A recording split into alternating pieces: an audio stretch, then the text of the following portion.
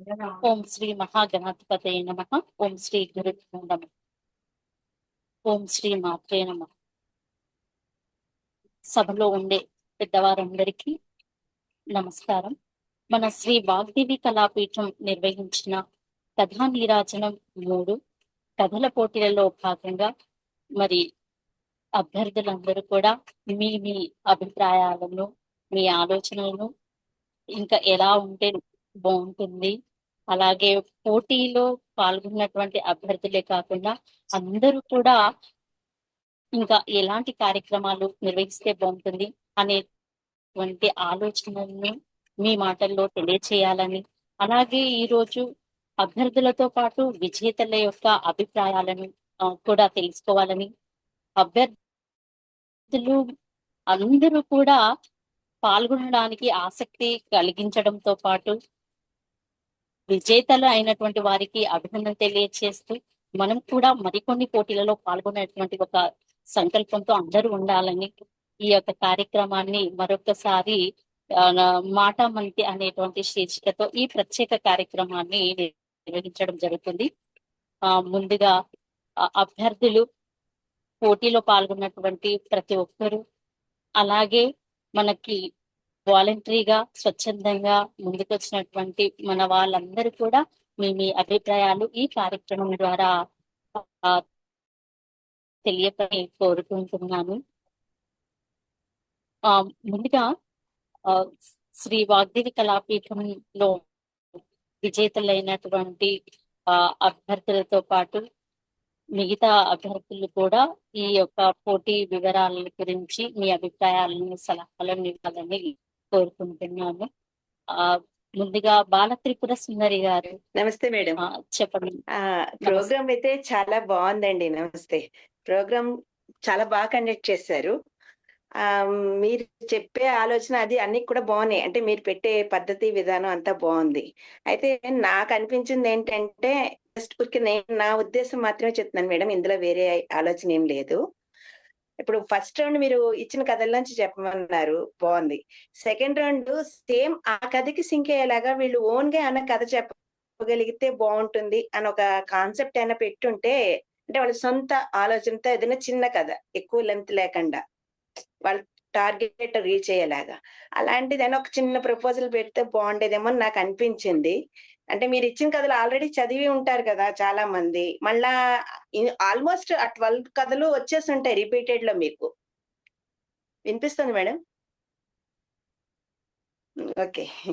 అది నాకు అలా అనిపించింది. సో అలా ఏమైనా ఛాన్స్ ఉంటే నెక్స్ట్ టైం ఏమైనా మీరు ఆలోచించి చేయగలిగితే బాగుంటుందని నా ఆలోచన అంతే.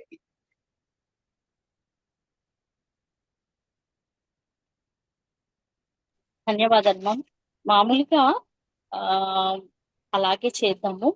ఇంకా ముఖ్య విషయం ఏంటంటే, మీరు ఎన్ని కథల వరకు చదివారు ఈ యాక్చువల్‌గా నేనైతే అసలు ఎక్కువ చదవలేదు మేడం. నేను 4 చదివుంటాను. ఎందుకంటే మా ఇంట్లో కంటిన్యూ ప్రోగ్రామ్స్ అన్నమాట. మా సిస్టర్ కూతురి మ్యారేజ్, మా ఇంటి గృహప్రవేశం. అసలు నాకు ఆ మంత్ అంతా ఖాళీ లేదు. అంతకుముందు నాకు కుదరలేదు. సో మీరు పంపిన అన్ని అయితే నేను ఫుల్‌గా చదవలేదు. నా ఉద్దేశం ఏంటంటే, నేను కాదు కానీ ఇంచుమించుగా కొంతమంది అలా చదువుతారు కదా! అన్ని కథలు చదివి ఉంటారు కదా! అంటే ఇప్పుడు నేను చెప్పింది ఒక కథ చెప్తాను. నెక్స్ట్ ఇంకొకళ్ళు ఇంకో కథ చెప్తారు. అలా 12 వచ్చేసి ఉంటాయి కదా! ఆల్మోస్ట్ మీరు పెట్టిన పీడీఎఫ్‌లోంచి. అది దాన్ని బేస్ చేసి అన్నా వేరే వాళ్ళ ఓన్‌గా చెప్పగలిగితే, అంటే దానికి దగ్గరగా మ్యాచ్ అయ్యేలాగా వాళ్ళ సొంత రచనతోటి ఏమన్నా ఆలోచనలతోటి. అలా అయితే బావుంటుందని అనిపించింది నాకు. ఇది కరెక్టో అనో కాదో నాకు తెలీదు. జస్ట్ నా ఆలోచన మాత్రమేనండి. అంటే మీరు దాదాపుగా మీ జడ్జెస్ అడిగినప్పుడు చెప్పినటువంటి ఆ కథను మీరు ఇంకొకటి చెప్తే బాగుండు అని అలా అనిపించిందా?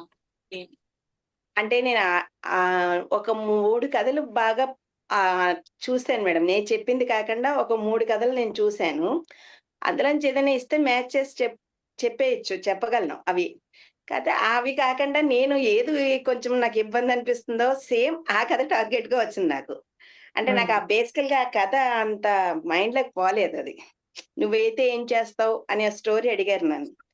అది నేను స్టార్ట్ చేశాను. 3 టైమ్స్ చదువుదాం స్టార్ట్ చేశాను. ఫస్ట్ హాఫ్ దాకా కూడా కంప్లీట్ అవ్వలేదు. నాకు ఏదో బ్రేక్ రావడం, కంటిన్యూ అవ్వకపోవడం ప్రాబ్లమ్ అయింది.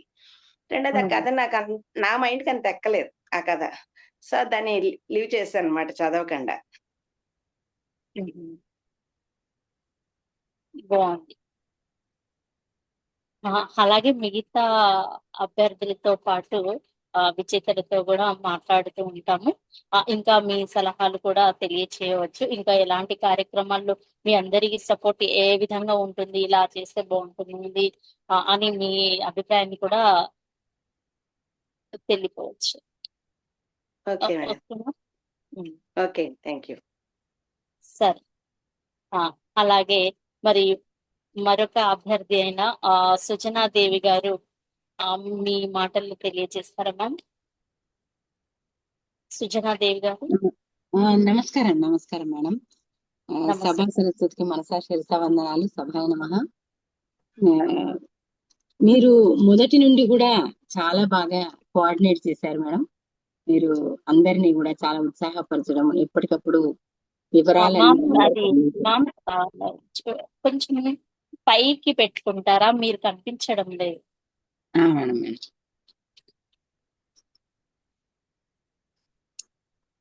మొదటి నుండి మీరు చాలా బాగా కోఆర్డినేట్ చేశారు మేడం.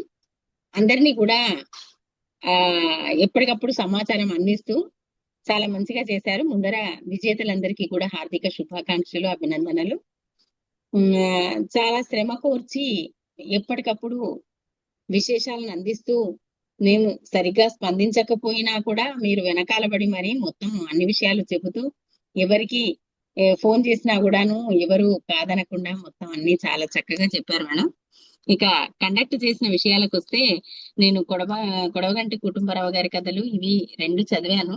నాకు కొంచెం బిజీ షెడ్యూల్ ఉన్నా కూడాను చదవాలని ఈ రకంగానైనా చదువుతాను అనే ఉద్దేశంతో చదివాను. అయితే ఇందులో ముగ్ధేవి భారతి గారి కథలైతేనేమో చాలా చిన్న చిన్నగా ఉండి చాలా తొందరగా మనసు లోపలికి దూసుకెళ్లేలాగా ఉన్నాయి. అవి మర్చిపోలేము. కథ కూడా ఒక కథలాగా ఉంది. కానీ కుటుంబరావు గారి కథలు అంతా ఇలా మెలిదిప్పినట్లుగా ఉన్నాయండి. ఏదైనా వ్యంగ్యము అవన్నీ కలిసి సూటిగా లేవు ఆ కథ. దానివల్ల కొంచెం గుర్తుపెట్టుకోవడం, ఇంతకుముందు మేడం గారు అన్నట్లు కొంచెం గుర్తుపెట్టుకోవడం కష్టం. చదువుతూ పోతే ఒక దాంట్లో ఒకటి కలవడం కూడా జరిగే అవకాశం కూడా ఉంటుంది. చాలా పెద్ద కథలు ఒక్కొక్కటి కూడా, మళ్ళీ చిన్న చిన్న ఫాంట్ అయ్యేసరికి కొంచెం చదవడం ఇబ్బందిగా అనిపించిన అన్ని చదివాను మేడం. చాలా బాగా వాయిస్ కండక్ట్ చేశారు. కొంచెం వాయిస్ లోగా వినిపిస్తుంది. చాలా బాగా కండక్ట్ చేశారు మేడం. అయితే ఇప్పుడు మేడం అన్నట్లు వాళ్ళ ఇంట్లో ఏదో ఫంక్షన్ ఉండడం వల్ల మేడం పాల్గొనలేకపోయారు, అంటే చదవలేకపోయారు అన్నట్లుగా అందరికీ వీలయ్యే విధంగా సృజనాత్మకతను పెంపొందించే విధంగా కథల పోటీ లాంటిది ఏదైనా పెట్టినా కూడా బాగానే ఉండేది అనిపించింది మేడం.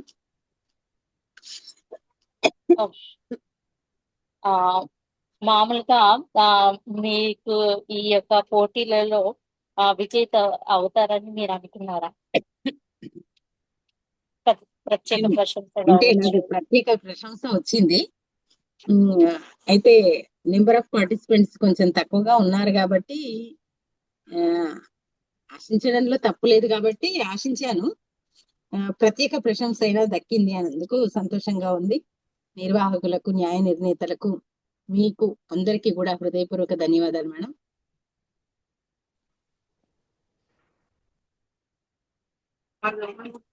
ధన్యవాదాలు మ్యామ్. ధన్యవాదాలు. నమస్కారం. నమస్తే మ్యామ్. తర్వాత మరి జోవిక కృష్ణ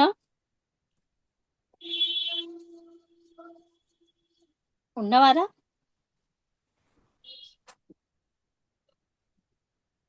జోవిక కృష్ణ. నమస్తే మేడం. నమస్తే నమస్తే మ్యామ్. చెప్పండి మేడం. ఉందండి. హలో, అది మీటింగ్ పెట్టాను. కానీ ఇప్పుడు ఇది విని అంటుంది, నేను ఇక్కడ దీనిలో తనకి ఇంకా నేను అసలు ఏం చెప్పలేదులేండి. నేను దీనిలో పర్మనెంట్ మెంబర్ని అయిపోతాను అమ్మమ్మ, నేను ఇందులో నాకు అవ్వాలని ఉంది అంటుంది. ఆహా. నీకు ప్రైజ్ ఇచ్చినా ఇవ్వకున్నా అవుతావమ్మా, ఒకవేళ ప్రైజ్ రాలేదనుకోని వెళ్తాను, దాన్ని ఏముంది అంటుంది. పర్మనెంట్ మెంబర్ అవ్వాలని ఉంది నాకు అంటుంది, పార్టిసిపెంట్ గా. సర్లే వెళ్తూ కానీ మళ్ళీ నెక్స్ట్ ఇయరే ఉంటాయి, ఇప్పుడు ఉండవు అని చెప్పాను. ఆహా, లేదండి. ఇప్పుడు అందరినీ కూడా ఈ యొక్క సమావేశాన్ని ఏర్పాటు చేయడానికి ఇంకొకటి కూడా కారణం ఉంది. మీ అభిప్రాయాలతో పాటు ఇంకా మరి కొన్ని విశేషాలను మరికొన్ని కార్యక్రమాలను తెలియచేయాలన్న ఉద్దేశంతో ఈ యొక్క మాట మంచి కార్యక్రమాన్ని ఏర్పాటు చేయడం జరిగింది. ఓకే. ఆ అయితే నేను అయితే కూడా ఒక మేడమ్స్ చెప్పినట్టుగా వాళ్ళు ఒక సృజనాత్మకతను పెంచాలి అని, వాళ్ళ ఓన్ ఇది చెప్పాలని వాళ్ళు ఎలా అన్నారో, దానివల్ల కూడా వాళ్ళలో ఉన్నది ఉన్నట్టు చదివి బట్టి అది మైండ్ లో పెట్టుకుని చెప్పటం ఒక రకము తప్పు. ఏది కూడా మేము తప్పని అంటలేదు మేడం. ఏది ఒక పాయింట్ అవుట్ మేము చేసినా కూడా ఇది తప్పు అని చెప్పడం అని మాత్రం మీరు అపార్థం చేసుకోవద్దు. ఆ మేడమ్స్ అన్నది కూడా నిజంగా కూడా అది చాలా వాళ్ళలో ఉన్న టాలెంట్ ని బయటికి తీసుకొస్తుంది మేడం. అలా చేయటం వల్ల కూడా వాళ్ళలో ఉన్న టాలెంట్ ని బయటికి తీసుకొస్తుంది. అప్పుడు ఏమవుతుందంటే జడ్జిమెంట్ లో కొంచెం వీళ్ళకి కష్టం అనిపించవచ్చు. ఎందుకంటే ఏది బాగుంది ఏది అన్నది అంటే జడ్జెస్ కి అవన్నీ తెలుసుంటాయి అనుకోండి, అవ్వచ్చు. కానీ ఉన్న కథని ఉన్నట్టు చెప్పటం అన్నది దానికంటే కూడా this is the best way అని నాకు అనిపించింది మేడం. ఆ మేడమ్స్ చెప్పింది కూడా నేను ఏకీభవిస్తాను. ఎవరికి వాళ్ళ సృజనాత్మకతతో మంచి నీతి, మీరు ఏది కావాలనుకుంటున్నారు అందులో అన్నది కనుక మీరు ఒక పాయింట్స్ ఇస్తే, ఆ విధంగా వాళ్ళు వాళ్ళ ఓన్ ని చెప్పినప్పుడు మీరు చాలా మంది రచయితలు తయారు చేసినట్లుగా కూడా అవుతుంది, కొత్త రచయితల్ని. ఇంకొకటి మేడం, పిల్లల విషయం, పిల్లలు కానీ ఎవరి విషయంకి వచ్చేటప్పటికైనా నా నా వీడియో మా ఆన్ చేస్తారా మ్యామ్? అంటే వీడియో ఆన్ చేస్తారా? వద్దులే మేడం, వీడియో వద్దు. కానీ నేను బాగా కొంచెం ఇదిలో లేను, ఇప్పుడే పడుకుని లేచాను. నేను ఇందాక కాల్ చేసినప్పుడే పడుకుని లేచా. అయితే నేను ఏమంటున్నానంటే మేడం, మా అభిప్రాయం మేడం, ఇది ఎవరిని ఏది తప్పమని వేరేగా తీసుకోకూడదని నా ఉద్దేశం. ముందే చెప్తున్నా, మామూలు పిల్లల్ని నా ఉద్దేశంలో మేడం, వాళ్ళ ఒక స్టోరీ మీరు ఇచ్చినప్పుడు దాన్ని వాళ్ళు చదివి వాళ్ళ ఓన్ చేసుకుని, దాన్ని అనలైజ్ చేసుకుని, అందులోంచి నేను ఏమి నేర్చుకుంటున్నాను అన్నది తెలుసుకుని, అప్పుడే వాళ్ళు దాన్ని ఓన్ చేసుకుంటేనే వాళ్ళు దాన్ని తెలుసుకోగలుగుతారు మేడం. అందులో ఉన్న నీతి కానీ మోరల్ కానీ అది వాళ్ళ లైఫ్ లో ఎలా ఇంప్లిమెంట్ చేయాలి అన్నది వాళ్ళకి తెలుస్తుంది. నేను పాపకి ఇచ్చినా ఇప్పుడు తను అదే చెప్తుంది. అయితే అలా ఉండాలి. కానీ ఊరికే ఉన్న కథని బట్టి ఉన్నది ఉన్నట్టుగా చెప్పేసేస్తే, అది చెప్పేసేసారు అనుకునే దానికంటే కూడా అది వాళ్ళకి ఎంతవరకు అర్థమైంది అన్నది దానిలో. మేడం ముందు ఒకటి అయినప్పుడు అన్నారు, దీనివల్ల నీకు ఇంకేం తెలిసింది అంటే ఏంటి, తేలుగుట్టిన దొంగ అంటే ఏంటి అని ఒకటి అడిగారు. మీరు ఫీడ్బ్యాక్ ఇవ్వద్దు అని చెప్పారు. కానీ అప్పుడు అలాంటి క్వశ్చన్ వేసినప్పుడు నిజంగా మేడం అది బై హార్ట్ కాదు, ఆ కథను వాళ్ళు అర్థం చేసుకున్నారు అని మనకి తెలియాలి. అంటే ఆ మేడం ఏది చెప్పారు, తేలిగుట్టిన దొంగకి మనం పిల్లలకి కథ చెప్తున్నప్పుడు వాళ్ళకి ఇంకో ఎగ్జాంపుల్స్ ఇస్తాము. ఎగ్జాంపుల్స్ ఇస్తూనే చెప్తాము, ఇదమ్మా దీనివల్ల దీనికి ఈ పేరు వచ్చింది అని. మేడం బాగా చెప్పారు. అది మేడం పేరేంటో మర్చిపోయాను, నాగమంజరి గారు. అది మీరు ఫీడ్బ్యాక్ ఇవ్వద్దు అన్నారు. కానీ అలా గనక ఒక క్వశ్చన్ వేసి ఉంటే how far they understand the story అన్నది మీకు అర్థమయ్యేది, తెలిసిపోయేది. అక్కడే మీకు ఈజీగా తెలిసిపోయేది వాళ్ళు ఎంత అర్థం చేసుకున్నారు, ఎంత బై హార్ట్ చేశారా, ఎంత ఇది చేశారా అన్నది మీకు అక్కడే తెలిసిపోతుంది మేడం. అలాగా ఓన్ చేసుకుని ధారాళంగా వాళ్ళ సొంత వాక్యాల్లో ఆ కథని ఇతివృత్తం దెబ్బతినకూడదు అన్నారు మీరు. అంతే, ఇతివృత్తం పోకుండా వాళ్ళు ఓన్ వర్డ్స్ లో చెప్పడంలో తప్పు లేదు అని నాకు అనిపించింది మేడం. అక్కడ ఉన్నది ఉన్నట్టు చెప్పకుండా అది కొంచెం కన్సిడర్ చేస్తే బాగుండేది అని నాకు అనిపించింది. అంతమించి ఏం లేదు. ఇంకోటి ఆ మేడమ్స్ చెప్పింది కూడా చాలా బాగుంది. వాళ్ళల్లో కొంత పెంచాలి అంటే కనుక అట్లా ఓన్ గా కూడా మీరు అంటే ఇదొక పెట్టినా కూడా ఇంకొక పోటీ మీరు అలా పెట్టినా కూడా అలా కూడా కొంతమంది మంచిగా వాళ్ళలో ఉన్న దీన్ని బయటికి తీసుకొచ్చుకుంటారు కదా, ఆలోచిస్తారనమాట. మనం ఏం చెప్దాము ఇందులో, మన ఓన్ ఏం చేద్దాము అని. అలా ఆ పాయింట్ కూడా నాకు నచ్చింది. ఇది కూడా నాకు ఇలా అనిపించింది మేడం. అలా ఓన్ గా పిల్లలు ధారాళంగా ఎక్కడ బ్రేక్స్ లేకుండా స్టోరీని అర్థం చేసుకుని కంటిన్యూస్ గా చెప్పడంలో కూడా తప్పు లేదు అని నాకు అనిపించింది. అంతే ధన్యవాదాలు మేడం. మ్యామ్, చక్కటి ఓకే మేడం. అభిప్రాయం తెలియజేశారు. అయితే ఇంకా మీ అందరినీ కూడా సమావేశం ఏర్పాటు చేయడానికి కూడా ఇంకొక విషయం తెలియచేయాలన్న ఉద్దేశంతో, అలాగే మీ అభిప్రాయం తెలుసుకుందామన్న ఉద్దేశంతో ఈ కార్యక్రమాన్ని ఇప్పుడు ఏర్పాటు చేయడం జరిగింది. ఓకే. అయితే ముఖ్యంగా ఇప్పుడు ఏప్రిల్ 16వ తేదీన కందుకూరి వీరేశలింగం గారి జయంతి సందర్భంగా వారి జయంతి సందర్భంగా మేము ఆ నాటకము అనేటువంటి ఒక ప్రత్యేక కార్యక్రమాన్ని నిర్వహించాలనుకుంటున్నాము. అందులో పిల్లలందరూ కూడా లఘు నాటికలు కావచ్చు, అలాగే లఘు ప్రసంగం కావచ్చు, ఏకపాత్ర అభినయం కావచ్చు, అలా వివిధ పాత్రలను కూడా పోషిస్తూ ఇప్పుడు ఏప్రిల్ 16వ తేదీన నిర్వహించాలనుకుంటున్నాము. తప్పకుండా జోవిక కృష్ణని తనకు నచ్చిన పాత్రలు ఎవరైనా సరే ఏకపాత్ర అభినయం కూడా చేసేటువంటి అవకాశాన్ని కల్పిద్దాము. అందరి పిల్లలకి కూడా, మీరు కూడా పెద్దవారు చిన్నవారు అనే తేడా లేకుండా అందరూ కూడా ఈ పోటీ అని కాదు, వారి యొక్క కళను వాళ్ళ ప్రతిభను మనం చూసే విధంగా, వారి యొక్క టాలెంట్ ను చూసే విధంగా ఈ కార్యక్రమాన్ని నిర్వహించాలనుకుంటున్నాము. ఓకే. ఎప్పుడు madam? April 16th. April 16th ఇట్లా జూమ్ కాల్ ఆన్లైన్ లోనే. ఆన్లైన్ లోనే. కందుకూరి వీరేశలింగం గారి జయంతి సందర్భంగా అంతర్జాతీయంగా నాటక రంగ దినోత్సవం ఉంది. అందువల్ల ఆ రోజున ఆ కార్యక్రమాన్ని మన శ్రీ వాగ్దేవి కళాపీఠం నిర్వహించాలని సంకల్పించింది. అది పోటీ కాదు, కాకపోయినట్లయితే అందరికీ కూడా అవకాశం వచ్చే విధంగా చూద్దామని అనుకుంటున్నాము.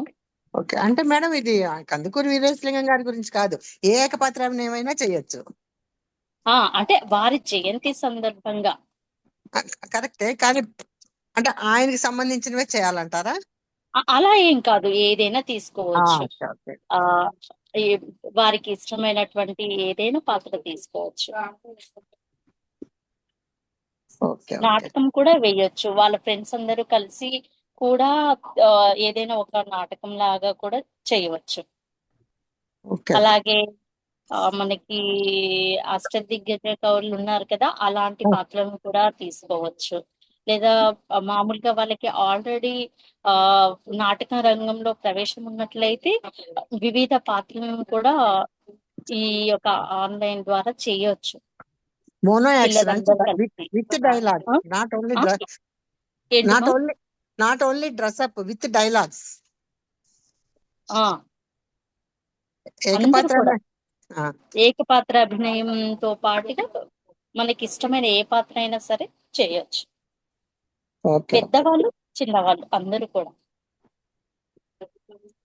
ఇప్పుడు మామూలుగా గత సంవత్సరంలో మేము ఏం చేసామంటే నాటికను రేడియో ద్వారా ప్రసారం చేశాము. తక్షశిల, ఇందాకో ఈ ప్రయాణం అనేటువంటి వాటి ద్వారా కూడా మేము రేడియో ప్రసంగాల ద్వారా తెలియచేసాం. అయితే వాగ్దేవి కళాపీఠం ఈ ఏప్రిల్ 16వ తేదీన సరే రేడియో ద్వారా కాకుండా పీఠం ద్వారా చేయాలనేటువంటిది మా ఉద్దేశం.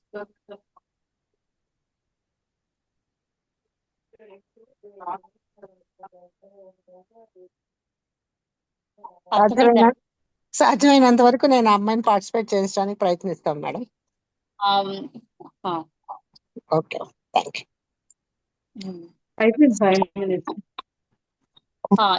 తర్వాత విశ్వనాథ్ గారు,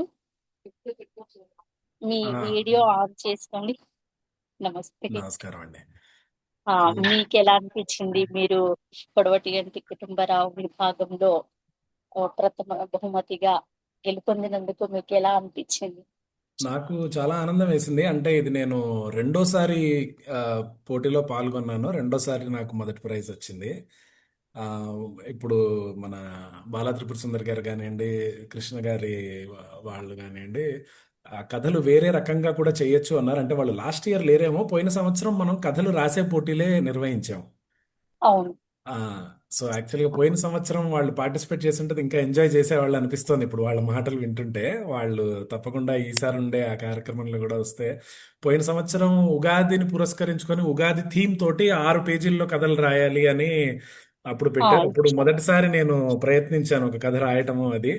అందులో కూడా నాకు ఒక బహుమతి రావడం కొంచెం అదృష్టంగానే భావిస్తున్నాను నేను. సో నాకు తెలిసి వాగ్దేవి కళాపీఠం వారు అంటే ఇది ఇది నాకు ఎందుకు ఎక్కువ నచ్చుతుంది అంటే అంటే జనరల్గా ఇది కథ చదివి ఆ కథని ఉన్నది ఉన్నట్టు అప్పచెప్పినట్టు కాకుండా మన మన మాటల్లోనే చెప్తున్నాము. అది నాకు తెలిసి కొడవటిగంటి కుటుంబరావు గారి కథలు కొంచెం కష్టమే. అంటే అవి కథలు కాదవి. బేసికల్గా చెప్పాలంటే నాకేమనిపించింది అంటే ఒక శీర్షికలు, ఒక ఒక ఎస్ఏ రైటింగ్, లేకపోతే ఒక ఆ, ఏమంటారు, ఏదన్నా వార్తాపత్రికల్లో రాసే ఒక వ్యాసం లాగానో అలా ఉన్నాయి తప్ప ఒక కథగా ఒకటేదో ఈ మొదటి నుంచి చివరి దాకా జరిగింది లాంటి కథలు కాదు ఇవి. అంటే ఇప్పుడు ఆడబ్రతుకే మధురం అనే ఒక కథ ఉంది ఫర్ ఎగ్జాంపుల్. అసలు అది అది కథ కాదు. అది అది ఒక సమాజంలో ఉన్న పరిస్థితి, ఒక అమ్మాయి అనుకుంటున్న మాట, ఇంతే. దీన్ని కనుక ఒక 10 నిమిషాలు 12 నిమిషాల పాటు మన మాటల్లో ఎంగేజింగ్ గా ఒక ఫ్లోలో చెప్పడం అనేది, అది యాజ్ ఇట్ ఈస్ చదివినా ఎఫెక్ట్ రాదు.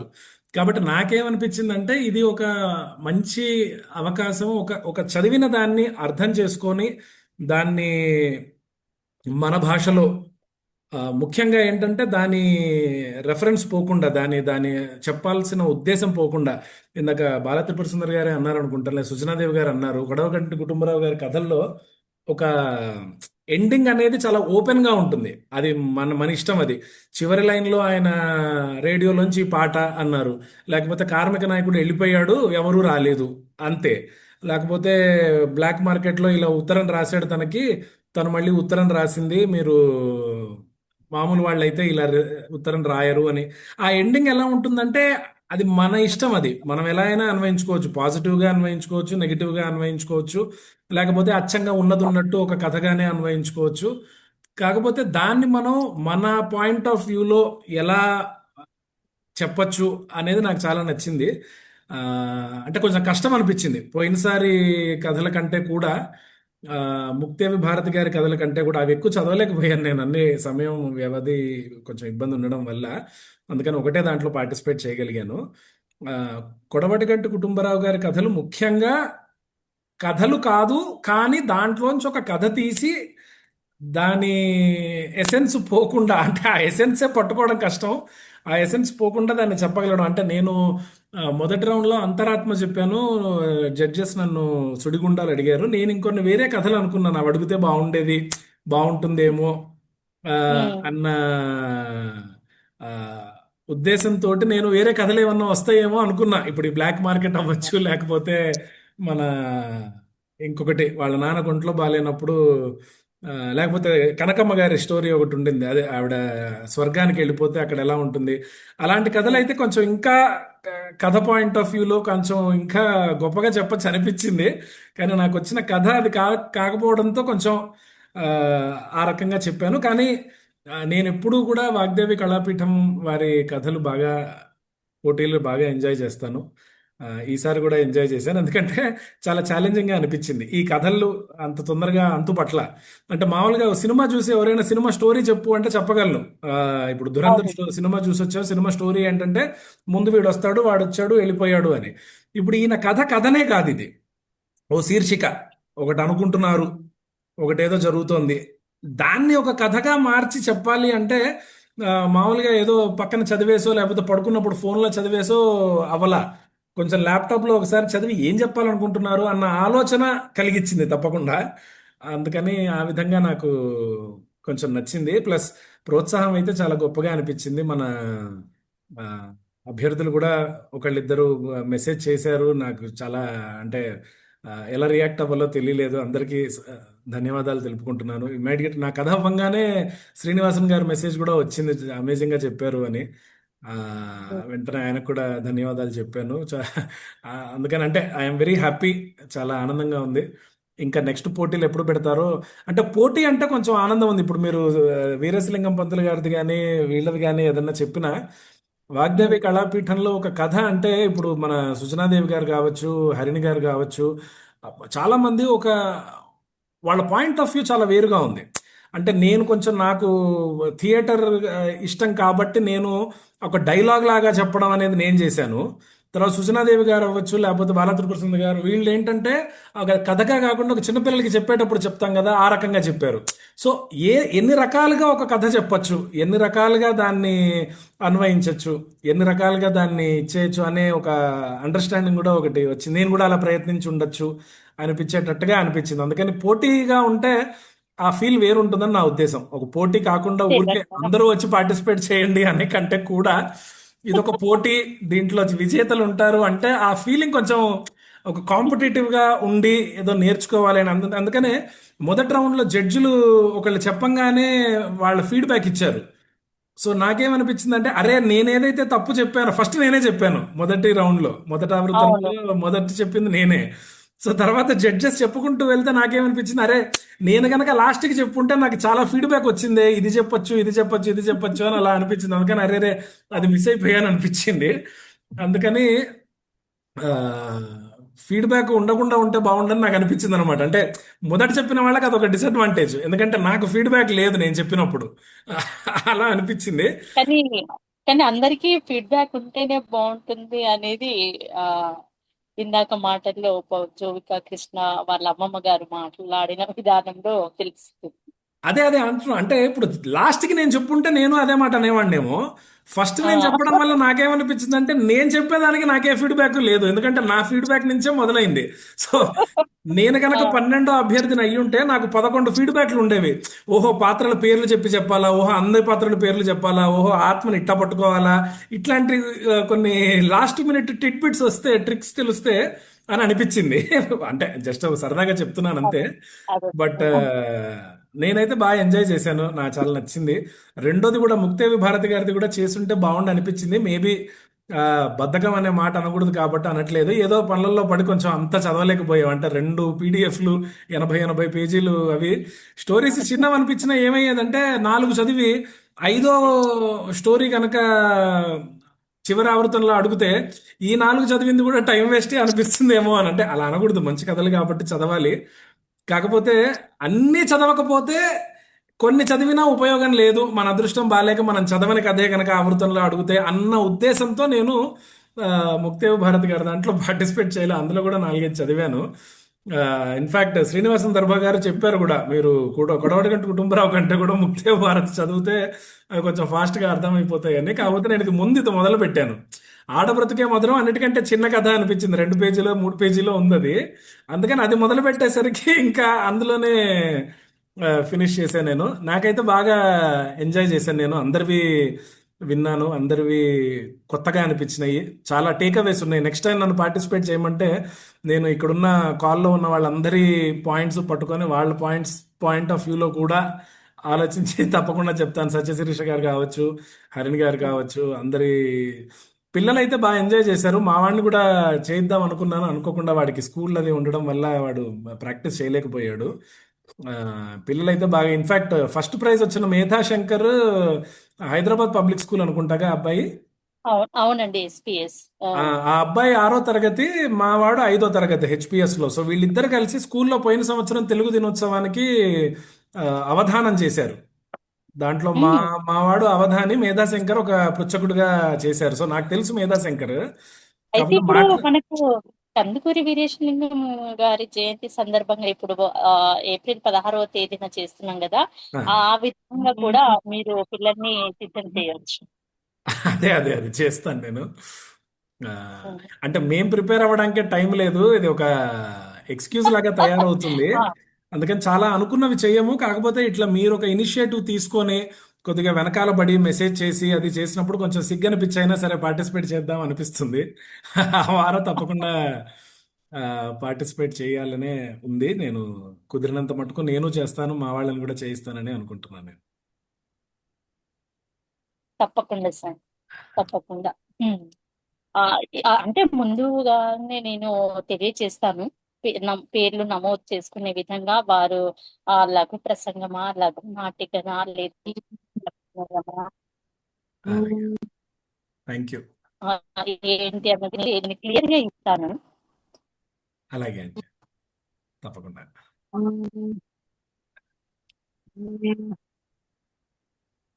ధన్యవాదాలు సార్. Thank you.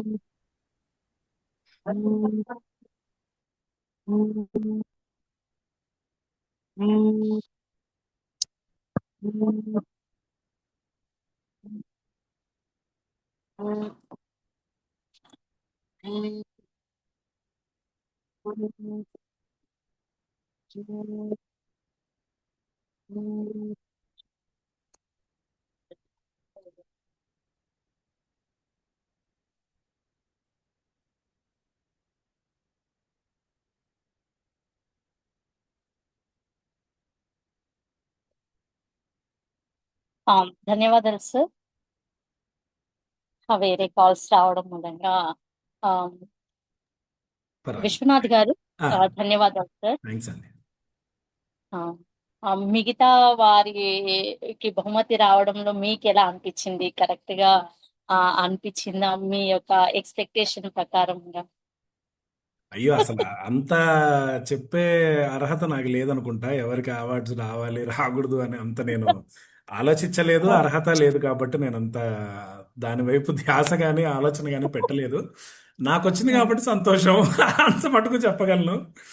ఆ, అంటే మామూలుగా సరదాగా అనుకుంటాం అనమాట. నాకు ఇప్పుడు ఆఫీసుల్లో కూడా నాకు ఎవరు బాగా పనిచేశారు అంటే అవార్డు వచ్చిన వాడికి అనిపిస్తుంది, అవును నేను కష్టపడ్డా కాబట్టి నాకే రావాలి అని. ఎవరికి రాలేదు, ఇంత పాలిటిక్స్ ఉంది అందుకే రాలేదు నాకు అనిపిస్తుంది. అది చాలా కామన్ గా మేము కార్పొరేట్ లో చూస్తూ ఉంటాము. కాబట్టి నాకు వచ్చింది కాబట్టి అది కరెక్ట్ అనే అనిపిస్తుంది. కాబట్టి నేను అంతకంటే ఏం చెప్పలేను. లేదు లేదు అంటే ఓకే. ఆ, వాళ్ళందరూ ఎవరైతే జడ్జి చేశారో అంటే నాకు వచ్చిందని కాకపోయినా ఆ, ఒక ప్రణాళిక, ఒక గైడ్ లైన్స్, ఒక పాయింట్ ఆఫ్ వ్యూలో ఎలా ఉంటే కరెక్ట్ ఏది కాదు అని వాళ్ళు చూసి ఇచ్చారు కాబట్టి అది అంటే నా నా దృష్టిలో అందరికీ వస్తుంది. ఇప్పుడు మీరు అడిగిన ప్రశ్నకి ఆన్సర్ ఇవ్వాలంటే డైరెక్ట్ గా నా దృష్టిలో ఎవరికి ఇచ్చినా కానీ నేను అవునవును కరెక్టే కదా అనిపించేటట్టుగానే చెప్పారు. ఇన్ఫాక్ట్ పోయిన సంవత్సరం అంతకు ముందు ఎప్పుడైనా కొంచెం తెలిసేది. ఒక 10 మంది చెప్పారంటే 5గురు బాగా చెప్పారు, 5గురు మధ్యలో మర్చిపోయారు, లేకపోతే భారతి గారి మధ్యలో చెప్పారు మొన్న కథల్లో కూడా. అంటే అసలు ఎవరికి ప్రైజ్ వచ్చినా కానీ అవునవును వీళ్ళు బాగా చెప్పారు అని అనిపించేట్టుగా చేశారు ఈసారి అయితే అందరి కథలు. ఆ, పోయిన సంవత్సరం అంతకు ముందు అయితే కొంచెం తెలిసేది, ఓకే వీళ్ళకి రాదేమో, ఈ ముగ్గురు కొంచెం మర్చిపోయారు కథ మధ్యలో, లేకపోతే ఇక్కడ కొంచెం తటపటాయించారు అనిపించేది. కానీ ఈసారి మటుకు అందరూ కథలు చెప్పిన కథలైతే ఆ, ధీటుగా చెప్పారు. అంటే ఎవరు గెలిచినా ఇది కరెక్టే అనిపించేట్టుగానే చెప్పారని అనిపించింది నాకు. ధన్యవాదాలు సార్. మేబీ మేబీ నేను ల్యాప్టాప్ లో ఉండడం వల్ల కొంచెం అడ్వాంటేజ్ ఏమన్నా నాకు వచ్చి ఉండొచ్చు. అంటే అందరూ చెప్పినట్టుగానే నేను చెప్పినా కొంచెం కదలకుండా అలా ఉంటుంది. ఎందుకంటే పాపం సుజనాదేవి గారు అవ్వచ్చు, కొంతమంది ఫోన్ లో అట్లా పెట్టుకునేసరికి, రామారావు గారు కొంతమంది నేను చూశాను ఫోన్ లో పెట్టారు. అదేమవుతుందంటే అలా చూస్తున్నప్పుడు ఒక్కొక్కసారి డిస్ట్రాక్టింగ్ గా అనిపించి, అంటే దానివల్ల ఏమన్నా పాయింట్ పోయిందేమో అని కూడా అనిపిస్తుంది ఒక్కోసారి. ఎందుకంటే నా దృష్టిలో ఏదో ఆఫీస్ పనులు ఉంటాయి కాబట్టి ల్యాప్టాప్ చేతిలో ఉండి కదలకుండా కూర్చొని చెప్పా కాబట్టి దానికి ఏమైనా నాకు పాయింట్ ఎక్కువ వచ్చి గెలిచి ఉండొచ్చు. అంతకు మించి ఆ, ఏం లేదని అనిపిస్తుంది నాకు. ధన్యవాదాలు సార్. Thank you. మీ అభిప్రాయం బాగుంది. మిగతా అభ్యర్థుల మీద ఉండే మీ ఆలోచనను కూడా చక్కగా తెలియచేశారు. ధన్యవాదాలు సార్. Thank you. ఇంకా హరిణి గారు. హరిణి గారు. హలో అండి. హలో అండి, నమస్తే. నాకు అయితే ఎంత సంతోషం అనిపించిందంటే అసలు పార్టిసిపేట్ చేయడానికి, లాస్ట్ సెకండ్ రౌండ్ లో పార్టిసిపేట్ చేయకపోవడం కొంచెం బాధ అనిపించింది. కానీ వీలు పడలేదు, అంతకంటే ఇంకేం లేదు. నాకు అదే విశ్వనాథ్ గారి మీద నాకు చెప్పాలని ఉంది. ఆయన ఫస్ట్ కథ చదివినప్పుడు ఎంత బాగా చదివారంటే, ఆయన అన్నారు కదా నాకు పాయింట్స్ దొరకలేదని. ఆయన అన్ని పాయింట్స్ ఫుల్ఫిల్ చేశారు కాబట్టి ఐ థింక్ జడ్జెస్ కి చెప్పడానికి ఏమీ లేదు. థ్యాంక్స్ అండి. కానీ ఇది చాలా మంచి ఎక్స్పీరియన్స్ అండి. నేను అంటే నాకు తెలుగు అంటే చాలా ఇష్టం. ఇక్కడ సెటిల్ అయిపోవడం వలన ఇక్కడ 88 లో 89 అప్పుడు వచ్చాం అనమాట బాంబే. అప్పటి నుంచి నాకు ఏంటంటే తెలుగు అంటే ప్రేమ ఉన్నా కూడా దాని మీద దాన్ని చదవడానికి కానీ పెద్ద ఆపర్చునిటీస్ ఎప్పుడు దొరకలేదు. తెలుగు వాళ్ళతో పెద్ద అంత అప్పట్లో పెద్ద పరిచయం కూడా లేదు. అయ్యేసరికి నాకు ఇది చాలా బాగా అనిపించింది. నాకు రీడింగ్ హ్యాబిట్స్ పెద్ద లేవు, కానీ కొన్ని కథలు చదివాను ఎప్పుడో చాలా ఏళ్ల క్రిందట. అండ్ తర్వాత ఈ కథలు చదివాను. ఆ- ఆ, నేను బాగా చెప్తానని నాకు ఎప్పుడు అనిపించేది. బట్ పార్టిసిపేట్ చేసిన తర్వాత నాకు అనిపించింది ఇంకా నేను ఆ, అంటే నేనే ఊహించుకునేదాన్ని నేను బాగా చెప్తాను అని. అంటే స్టోరీ టెల్లింగ్ అవి నేర్చుకున్నాను అనమాట. నాకు ఇంట్రెస్ట్ అయితే అనిపించేది. బట్ పార్టిసిపేట్ చేసిన తర్వాత చాలా, అంటే దానికోసం ప్రిపేర్ అవ్వడం, ఆహ్, అద్ కొన్ని తెలుగు పదాలైతే నాకు ఆహ్, హ్మ్, అర్థమైంది గానీ వాటిని మళ్ళీ ఆహ్, మ స సేమ్ మీనింగ్ వచ్చే పదాలు ఏవి యూజ్ చేయాలి, ఇవన్నీ గూగుల్‌లో ఫైండ్ ఔట్ చేసి, రాసుకుని, పెట్టుకుని, తయారు చేసుకున్నాను. నాకు చాలా ఇంట్రెస్టింగ్‌గా అనిపించింది. పార్టిసిపేషన్ చేసినందుకు నాకు చాలా సంతోషంగా అనిపించింది. ఆ తర్వాత జడ్జెస్ కూడా చాలా బాగా చెప్పారు. నేను ముందర చాలా కన్‌ఫ్యూజ్ అయిపోయాను. ఎలా చెప్పాలి? ఏం చెప్పాలి అని. కానీ ఫస్ట్ రౌండ్‌లో సెలెక్ట్ అయితే నేనెంత సంతోషపడిపోయానంటే అసలు నిజంగా నేను ఊహించలేదు అసలు నిజంగా. నేను సెకండ్ రౌండ్‌కొస్తానని గూడా అనుకోలేదు. నాదొక చిన్న ఇది ఆహ్, స అంటే నాకనిపిచ్చింది. ఆహ్, కథలు చదవడం రైట్. ఆ టైంలో వాళ్ళు ఫేస్ చేస్తున్న ప్రాబ్లమ్స్, ఆహ్, ఆ సోషల్ ఆహ్, అంటే అప్పుడున్న సోషల్ సిట్యుయేషన్‌కి అది తీసుకొని ఆయన కథ రాసారు కదా! నాకనిపిస్తుంది ఆ కథ కూడా చెప్పి ఈ ఈ ప్రెజెంట్ సిట్యుయేషన్‌లో పరిస్థితుల్లో ఉన్న ప్రాబ్లమ్ అండ్ ఆహ్, దాని గురించి అలాగే కథ రాయాలి అంటే ఎలా రాస్తారనేది పెడితే కూడా బావుంటుందేమో అని నా ఉద్దేశం. ఎందుకంటే అప్పుడున్న ఆల్రెడీ గత ప్రాబ్లమ్స్. సంవత్సరం పెట్టాము. ఏంటండి? సారీ. గత సంవత్సరము పెట్టాము అలాగనే. అచ్చా! అచ్చా! ఓకే. ఓకే. నాకు తెలీదు. నేను first time okay. Okay. Okay. కానీ చాలా బావుందండి. నాకు మాత్రం చాలా నచ్చింది. అండ్ చెప్పిన వాళ్ళందరూ కూడా చాలా చెప్పారు. అంటే అందరి నుంచి నేర్చుకోవడానికి చాలా దొరికింది. హ్మ్. నాకు అనిపించింది. అంటే have no words. Next time ఏదైనా ఉంటే నాకు వచ్చినా రాకపోయినా పార్టిసిపేట్ చేయాలనే ఉద్దేశంతో, అయితే అంటే తప్పకుండా నేర్చుకున్నాను కూడా. ఈసారి 16వ తేదీన మీ పాత్ర ఏదైనా ఉండవలసిందే అయితే ఖచ్చితంగా. తప్పకుండానండి. తప్పకుండా. నాకు సాయంకాలం అనిపిస్తుంది పెడతాము. ఏప్రిల్ సాయంకాలము 16థా? అవునండి. నేను లేనండి ఏప్రిల్ 16. కానీ నేను అట్‌లీస్ట్ ఆన్‌లైన్ పెడితే గనుక నేను తప్పకుండా I try to be present. చూడ్డానికన్నా నేనొస్తాను. ఓకే. టూర్ మీదున్నాను. బట్ సరే. చాలా బావుందండి. హ్మ్. చాలా ధన్యవాదాలు మ్యామ్. సంతోషంగా ఉందండి పార్టిసిపేట్ చేసింది. Thank you so much. Okay. నమస్తే మ్యామ్. ఆ తర్వాత నమస్తే అండి. ధన్యవాదాలు మ్యామ్. నమస్తే. శ్రీనివాసన్, దర్భా శ్రీనివాసన్ గారు. హలో మేడం గారు, ఇంకా మాట్లాడాల్సిన వాళ్ళు ఉన్నారు కదా, వాళ్ళు మాట్లాడితే నేను ఆనందంగా మాట్లాడతాను. నేను ఎక్కడికి పోను, ఇక్కడే ఉంటాను. ఇంకా అవునా? బహుమతి వచ్చిన వాళ్ళు మాట్లాడండి. వాళ్ళు ఉన్నారు కదా, ఇంకా ఉన్నారు. వాళ్ళు కూడా తీసుకుని సత్యశిరీష గారు ఉన్నారు. నా కామెంట్లు వాళ్ళని కూడా యాడ్ చేద్దాం అనుకుంటున్నాను. అలాగే అలాగే. సత్యశిరీష గారు నమస్తే మ్యామ్. నమస్తే మ్యామ్. ఎలా ఉన్నారు? బాగున్నాను మేడం. అంటే కొంచెం వీడియో ఆన్ చేయడానికి అవ్వదు మేడం, బయట ఉన్నాను. అవునా? చెప్పండి మ్యామ్. మీకు అందరికీ ఎలా నమస్కారం అండి. అనిపించింది? చాలా బాగుంది మేడం, ప్రోగ్రామ్ అయితే చాలా బాగుంది.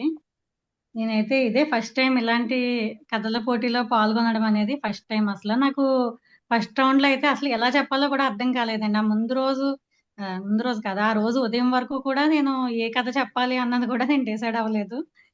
అందరూ కథలు ఇచ్చిన తర్వాత అప్పటికప్పుడు ప్రిపేర్ అయ్యి, అంటే ఎలా చెప్పాలి, సొంతంగా చెప్పాలా, చాలా ఆలోచనలో ఉన్నాను. కాకపోతే మిగిలిన వాళ్ళందరూ, నాది రెండో విభాగం కాబట్టి మిగిలిన వాళ్ళందరూ చెప్తుండేసరికి నాకు కొంచెం ఐడియా వచ్చింది ఎలా చెప్పొచ్చు అన్నది. దాంతో కొంచెం శ్రీనివాసన్ గారు కూడా గైడ్ చేశారు. పర్లేదు, మీకు ఎలా వస్తే అలా చెప్పండి, చెప్పగలరు అని అన్నారు. మొదటిది చెప్పిన తర్వాత నాకు బాగానే అనిపించింది. పర్వాలేదు నేను చెప్పగలను అన్న కాన్ఫిడెన్స్ అయితే వచ్చిందండి. రెండో రౌండ్‌లో అయితే నేను బాగానే ప్రిపేర్ అయ్యానండి. అంటే నేను ఒకటి అనుకున్నాను. అసల కథ దేని గురించి? దానిలో సారాంశం ఏంటన్నది ఫస్ట్ ఒక పాయింట్ చెప్దాము. తర్వాత పాత్రల గురించి చెప్దాము. తర్వాత సంభాషణలు చెప్తూనే మధ్య మధ్యలో కథలో ఏం చెప్పాలనుకుంటున్నారు అన్నది కూడా చెప్దాము. చివర్లో కంక్లూజన్ అలా బానే అనుకున్నాను. కాకపోతే ఆ రోజు చెప్పేటప్పుడు నాకు కొంచెం ఆ కెమెరా సరిగ్గా పెట్టుకోకపోవడం వల్ల మేడం మళ్ళా అడిగేసరికి మధ్యలో నిజంగా బ్లాంక్ అయిపోయానండి నేను. నాకు కంటిన్యూ చేయాలా వద్దా కూడా అర్థం కాలేదు. అంటే మీరు సరిగ్గా కెమెరా పెట్టుకొని చెప్పండి అనుంటే అది వేరేలా ఉండేది. కానీ చూసి చెప్తున్నారా అనేసరికి ఇప్పుడు అందరూ పార్టిసిపెంట్స్ అందరూ ఉన్నారు. మీకు తెలుస్తుంది కదండీ! ఇప్పుడు నిజంగా మనం పేపర్ మీద రాసుకున్నా చూసి అలా చెప్పలేం కదా! మనం ఎక్స్‌ప్రెస్ చేసింది వేరుగా ఉంటది. పేపర్ మీద రాసుకొని చెప్పింది వేరుగా ఉంటది. కాకపోతే అవును. నేను అది సెట్ చేసుకోవడం కెమెరా సరిగ్గా అంటే ల్యాప్‌టాప్ పెట్టి, ఇది పెట్టి ఏది ఎందులో చెప్పాలో అర్థం కాక నాకు చివర్లో ఇంక ఫోన్‌లోనే కంటిన్యూ అయ్యాను. అదొకటి కొంచెం డిస్ట్రాక్ట్ అయ్యాను మధ్యలో. తర్వాత కంటిన్యూ చేశాను గానీ, ఇంక చివరికొచ్చేసరికి నేను ఇంక కంక్లూజన్ కూడా సరిగ్గా ఇవ్వలేకపోయాను. ఆ మైండ్‌లో ఉండి. కాకపోతే ఏదో పూర్తి చేశానులెండి మొత్తానికి. ఇంకా నేను కొన్ని స్టోరీస్ అయితే ఇంకా చాలా రాసుకున్నాను మేడం. పరమార్థం ఒకటి, నీతి కథ అవన్నీ కూడా నాకు చాలా నచ్చాయి. మెయిన్ ఆవిడ స్టోరీస్ అన్నీ కూడా చాలా అనిపించాయి. చిన్న స్టోరీస్ కానీ చాలా మీనింగ్ ఉంది వాటిలో అని అనిపించింది. అవి ఇంకా బాగా రాసుకున్నాను. ఇది కూడా ప్రిపేర్ అయ్యాను గానీ కొంచెం దీనిలో సెంటెన్సెస్ ఎక్కువ అనిపించాయి నాకు. అంటే డబ్బు గురించి, అంతస్తుల గురించి అవన్నీ అంటే కథలో మనం ఓన్‌గా చెప్పినా కూడా కొన్ని మెయిన్ ఆవిడ చెప్పిన పాయింట్స్ వదిలేయకూడదు కదా! అని చెప్పేసి అవి ప్రత్యేకంగా చెప్పాలని అనుకున్నానండి. ఒకటో, రెండో మర్చిపోయాను గానీ మిగిలినవన్నీ చెప్పాను. అదొకటే కొంచెం అనిపించింది మేడం. మిగిలినదంతా కూడా చాలా బావుంది. కానీ మెయిన్ మీకు థాంక్స్ చెప్పాలి మేడం. ఆ రోజు కూడా మీరు సపోర్ట్ చేశారు. మీరన్నీ నేర్చుకున్నారు మేడం. మీరు ఓన్‌గానే చెప్పారని అన్నారు. ముందు కూడా మీరు ప్రతిరోజు ఫాలో అప్ చేయడం, ఈవినింగ్ క్లాస్ పెట్టడం, వచ్చినా రాకపోయినా కూడా మీరు అంత వర్క్‌లో ఉండి కూడా డైలీ క్లాస్ పెట్టడం అవన్నీ కూడా చాలా అనిపించాయి మేడం. ఒకటి ఏదైనా వర్క్ తీసుకున్నప్పుడు దాన్ని ఎంత ఫుల్ ఫ్లెడ్జెడ్‌గా చేయొచ్చన్నది మీ నుంచి నేర్చుకోవచ్చు. చాలా బావుంది మేడం. ధన్యవాదాలు. Thank you so much. Thank you ma'am. Thank you. ఖచ్చితంగా ఇప్పుడు మళ్ళీ కూడా పార్టిసిపేట్ చేయండి. ఇప్పుడు okay ma'am. April okay 6 ma'am. ఉంటున్నాం. Okay ma'am. మిగతా అభ్యర్థులు చెప్పినటువంటి దాని మీద కూడా మీ యొక్క అభిప్రాయాన్ని తెలియజేస్తారా? అది కూడా బావుంది మేడం. అంటే ఇప్పుడు కథ చెప్పడం అంటే వాళ్ళన్నట్టుగానే అందులో ఉన్నది ఉన్నట్టుగానే మార్చడం అంటే అందరూ సొంతంగా పాయింట్లు యాడ్ చేయరు కదా మేడం. చాలా వరకు అందులో ఉన్నదే కొంచెం ఒక పదం, ఒక లైన్ అటు ఇటు చెప్పినా కూడా మాక్సిమం కథలో ఉన్నదే చెప్తారు కదా మేడం కథ చెప్పమన్నప్పుడు. అవును.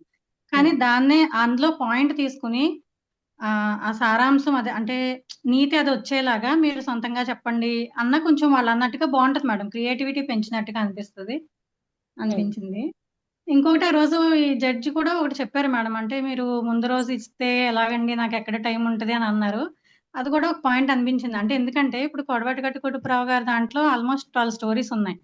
అవి అన్నీ ఇందాక విశ్వనాథ్ గారు చెప్పినట్టు చాలా కొంచెం క్లిష్టంగానే ఉన్నాయి. అవి చదివి అర్థం చేసుకోవడం అంటేనే చాలా పెద్ద పని గదా! అందులో 12 ఇందులో 10 చదివి వాళ్ళు అర్థం చేసుకొని అది మైండ్‌లో పెట్టుకొని ఇప్పుడు అంటే కథ చెప్పే విధానం అయితే ఎవరైనా కనిపిస్తది మేడం. అంటే కథ తెలియని వాళ్ళు కూడా మనం చెప్పే విధానాన్ని అంచనా వేయొచ్చు. కానీ ఆ కథలో వాళ్ళు ఆ సోల్ ఎంతవరకు తీసుకున్నారు, వాళ్ళు ఎన్ని పాయింట్లు కవర్ చేశారు, ఎన్ని వదిలేశారు, అది ఎంతవరకు అర్థం చేసుకున్నారు అన్నది అవతల వాళ్ళకి కథ పూర్తిగా ఐడియా ఉన్నప్పుడే తెలుస్తుంది కదా మేడం. అదొకటి అనిపించింది మేడం. అంటే ఆవిడ ఇంకా కొంచెం ముందు ఇచ్చుంటే ఇంకా బాగా ఆహ్, ఇది చేసేవారేమో అని అనిపించింది మేడం. అదొకటే. Okay madam. Thank you madam. ధన్యవాదాలు మ్యామ్. చక్కటి అభిప్రాయాన్ని తెలియజేశారు. బావుందండి. మరి మరొకరు సునీత గారు, గుంటూరి సునీత గారు. గుడ్ నమస్తే మార్నింగ్. మ్యామ్. నమస్తే అండి. నమస్తే మ్యామ్. నమస్తే. మీకు అభినందనలు. మీ అందరికీ మీకు కూడా కూడా ధన్యవాదాలు. నాకు ఈ ప్రశంసా అవార్డు అయినా వస్తుంది అని అనుకోవడం నేను ఇంకా కొంచెం బాగానే ప్రిపేర్ అయ్యాను. ముక్తి భారత కథలు కానీ నాకు కంటిన్యూగా ఏంటంటే ఎవరి కథ అయిన తర్వాత అయ్యో ఈ కథ నాకు వస్తే బాగుండేమో అని అనిపించింది. బట్ నాకు వచ్చిన కథ అయితే నాకు నచ్చింది. కానీ ఇంకొంచెం ఎక్స్ప్రెసివ్ గా ఇంకా చెప్పాలని అనుకున్నది నేను సరిగా ప్రెజెంట్ చేయలేకపోయానని అనుకుంటున్నాను. కొడవటి గంటి కుటుంబరావు గారి కథలు కూడా నేను కొన్ని ప్రిపేర్ అయ్యాను, కానీ అంటే 12 అవ్వలేదని చెప్పి నేను ఇంకా సెకండ్ లెవెల్కి పార్టిసిపేట్ చేయలేకపోయాను నేను. అయితే అందులో కూడా దాదాపుగా మీరు నేర్చేసుకున్నారు. కానీ అదే రోజు మేడం అడిగాను అంటే మిమ్మల్ని. ఒకేసారి మాకు కూడా అవి 12 ఇవి 10 అనేసరికి 22 మీరేమో ఇప్పుడు ఈ పోటీల్లో ఏంటంటే మీరు జడ్జెస్ అయినా చూసేది క్యారెక్టర్స్ అందరినీ వీళ్ళు కవర్ చేస్తున్నారా లేదా, ఇవన్నీ కూడా పాయింట్స్ ఉండడంతో ఏంటంటే మీకు టోటల్ గా ఒక స్టోరీకి మెయిన్ దానికి ఉండే స్టోరీ ఏంటి అనేది చెప్పగలరు అంటే చెప్పగలుగుతాం, కానీ ఇప్పుడు అందులో క్యారెక్టర్ పేర్లు కూడా ఎగ్జాక్ట్ గా చెప్పాలి అంటే కొంచెం కష్టమైన పనే. ఇది కొద్దే నేనైతే అందుకుని ఆయనది ఇంకా ప్లస్ ఆయనది ఎండింగ్ కూడా కొంచెం కన్క్లూజన్ ఇవ్వడం అనేది అది ఒక్కొక్కళ్ళు ఒక్కొక్క విధంగా కూడా నాకు యాక్చువల్లీ సుడిగుండాలు కథ ఎండింగ్ది నేను చాలా ఆలోచించాను. అంటే నాకు అది ఎండింగ్ నేను అనుకున్నది కరెక్టా కాదా అనేది కూడా నాకు అర్థం అవ్వలేదు. యాక్చువల్లీ మా వారు వేరే ప్లేస్లో ఉంటారు. మళ్ళీ ఆయనకి కూడా ఫోన్ చేసి నాకు కాస్త కథ విని నాకు ఎండింగ్ నేను అనుకున్నది అది కాదా అని ఆయన దగ్గర కూడా ఒకసారి కన్ఫర్మ్ చేసుకుని అది కొంచెం ట్రై చేశాను కొడవటి గంటి వారు, కానీ ఇంకా నాకైతే అవ్వలేదు. ముక్తేవి భారతి గారి కథలైతే అసలు చాలా ఇంట్రెస్టింగ్ గా అనిపించింది. చాలా ఇష్టంగా చదివాం కథలైతే అవి. పార్టిసిపేషన్ అది కూడా బాగా చేసాము. మీరు కూడా చక్కగా అంత వర్కింగ్ లో ఉన్న ఈవినింగ్ ఇంకా మేమే ఇంట్లో ఉండి అయినా ఒక 10 నిమిషాలు అటు ఇట్లో వచ్చేమే వాళ్ళమేమో, కానీ మీరు జూమ్ మీటింగ్ పెట్టినా అన్ని కరెక్ట్ టైంకి కండక్ట్ చేయడము అసలు ఫస్ట్ మీకు హ్యాట్స్ ఆఫ్ చెప్పాలి. మీకు చాలా పేషెంట్ డెడికేటెడ్ గా చాలా బాగా చేస్తున్నారండి సుమలత గారు. మీరు మీ యొక్క ఇదితో కూడా మేము ఇందులో పార్టిసిపేట్ చేయగలుగుతున్నాం. నేను యాక్చువల్లీ లాస్ట్ ఇయర్ నేను పార్టిసిపేట్ చేయాలి, 2 years బిఫోర్ నేను చేశాను. ఎస్ఏ రైటింగ్ కథల్లో కూడా చేశాను నేను. అప్పుడు పద్య పట్టణ పోటీలు కూడా జరిగాయి కదా, ఈ ఏడాది జరిగాయా జరగలేదా అండి? ఈ ఏడాది ఈ 2026లో ఇది మొదటి కార్యక్రమం. ఇదే మొదటి కార్యక్రమం. 25లో మాత్రము రాజమండ్రిలో అష్టావధాన కార్యక్రమము సంగీత అది పెట్టాము. ఓకే.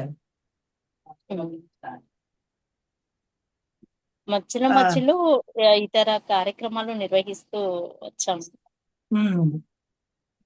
నాకు అనిపించేది ఏంటంటే ఇలా కథల పోటీలు పెట్టినా అసలు ఇది కూడా ఒక అంశం కింద. ఇప్పుడు ఆ టైటిల్ అనేది ఆ కథకి ఎంతవరకు కరెక్ట్, మన అభిప్రాయం కూడా దానికి యాడ్ చేసి రాయగలిగే అలా కూడా ఏదైనా చిన్న ఎస్ఏ రైటింగ్ లాగా అవి అదే కాకుండా ఇంకేదైనా టైటిల్ కూడా పెట్టచ్చు ఆ కథకి. అంటే అది అఫ్కోర్స్ వాళ్ళ కథ రాసిన వాళ్ళని ఇది చేయడం అలా కాకుండా మనం ఏమైనా అలా కూడా కొంచెం క్రియేటివ్ గా ఆలోచిస్తే అది కూడా బాగానే ఉంటుందేమో అని అనిపించింది. మిగతా అభ్యర్థుల చెప్పినటువంటి కథపై కూడా మీ అభిప్రాయం తెలియజేస్తారా? అందరూ చాలా బాగా చెప్పారండి. విశ్వనాథ్ గారు ఆయన చెప్పే విధానం అయితే చాలా బాగా చెప్పేవారు. ఆయన ప్రతి క్యారెక్టర్ ని అసలు టోటల్ గా కథలో ఉన్న మొత్తం స్టోరీ అంతా ఆయన బాగానే తీసుకొచ్చేవారు. ఆయన విత్ ఇన్ టైంలో ఆయన బాగా చెప్పారు. శిరీష్ గారు బాగా చెప్పారు. సుజనాదేవి గారు, వీణాబాయి గారు కూడా చాలా బాగా చెప్పారు. ఆవిడ పిల్లలు కూడా బాగా చెప్పారండి. అంటే వాళ్ళ పేర్లు నాకు మర్చిపోయాను, కానీ అందరూ పార్టిసిపేట్ చేసిన వాళ్ళు అందరూ చాలా బాగా చేశారు. మీరు ఈ 3 పోటీలను కూడా వీక్షించారా? ధన్యవాదాలు. శ్రీపాల్ సుబ్రహ్మణ్య శాస్త్రి విభాగంలోని కథలైతేనేంటి, మిగతా కథల మీద కూడా మీ అభిప్రాయాన్ని మరొకసారి తెలియజేస్తారు. అందరూ చిన్న పిల్లలైనా కూడా అసలు ఒక అబ్బాయిని అడిగారు చూడండి జడ్జి నువ్వైతే ఏం చేస్తావు అనేది ఈ చల్లని రూపాయిది అడిగారు కదా. అసలు అలాంటివి వింటూ ఉంటే మటుకు చాలా బాగా అనిపించింది. పిల్లలు చెప్పే విధానం, వాళ్ళ రైట్ నౌ వాళ్ళ థింకింగ్ ఎలా ఉంది అనేది కూడా బాగా తెలిసింది. ధన్యవాదాలు. మరి ఏప్రిల్ 16వ తేదీన కూడా మరొక కార్యక్రమం నిర్వహించాలనుకుంటున్నాం. తప్పకుండా మీరు అందులో కూడా పాల్గొనండి. అది ఏంటి ఏమైనా మామూలుగా ఉపన్యాసం కింద కూడా ఏమైనా ఉంది చెప్పచ్చా? ఏదైనా ఉంది ఏదైనా ఒక క్యారెక్టర్ అయినా తీసుకుని ఆయన రాసిన వాటిలో ఏదైనా ఎలా అయినా ఏదైనా చెప్పచ్చా? పర్వాలేదు, ఏదైనా పర్వాలేదు. అంటే ఓన్లీ నా కందుకూరి వీరేశలింగం గారివే ఆహా, చెప్పాలా అలానే కాదు ఎవరైనా? మ్యామ్. ఆ, ఆయన జయంతి సందర్భంగా ఈ కార్యక్రమాన్ని నిర్వహిస్తున్నాము. కాబట్టి మామూలుగా మీరు లఘు ప్రసంగాన్ని ఎంపిక చేసుకున్నా పర్వాలేదు, ఏదైనా అంశం గురించి. ఆ, అలాగే ఏకపాత్ర అభినయం ఎవరిదైనా తీసుకోవచ్చు. ఓకే.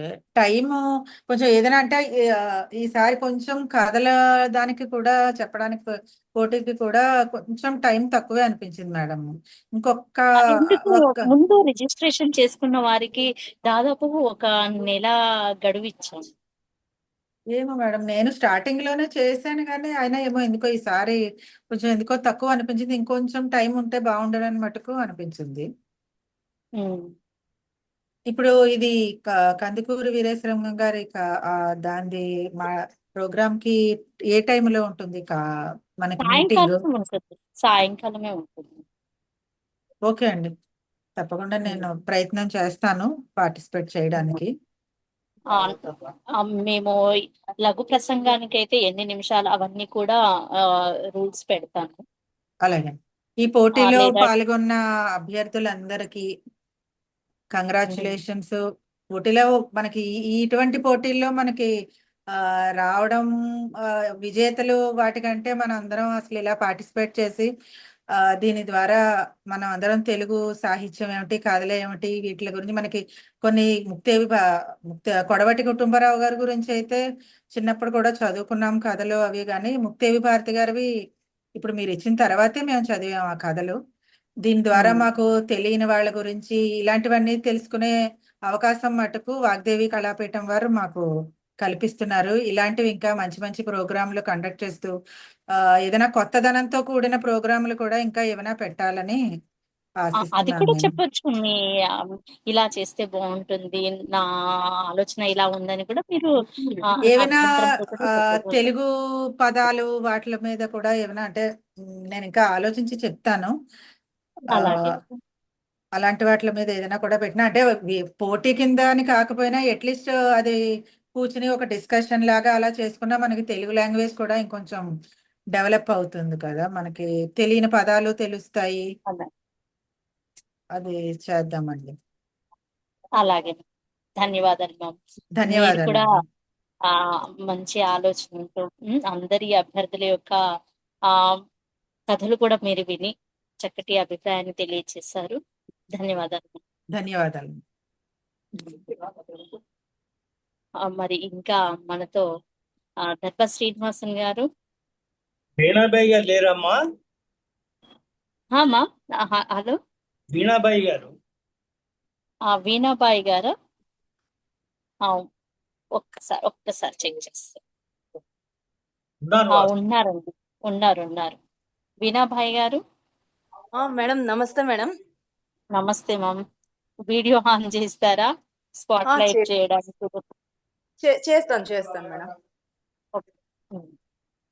కంగ్రాచులేషన్స్ మ్యామ్, అభినందనలు, శుభాభినందనలు.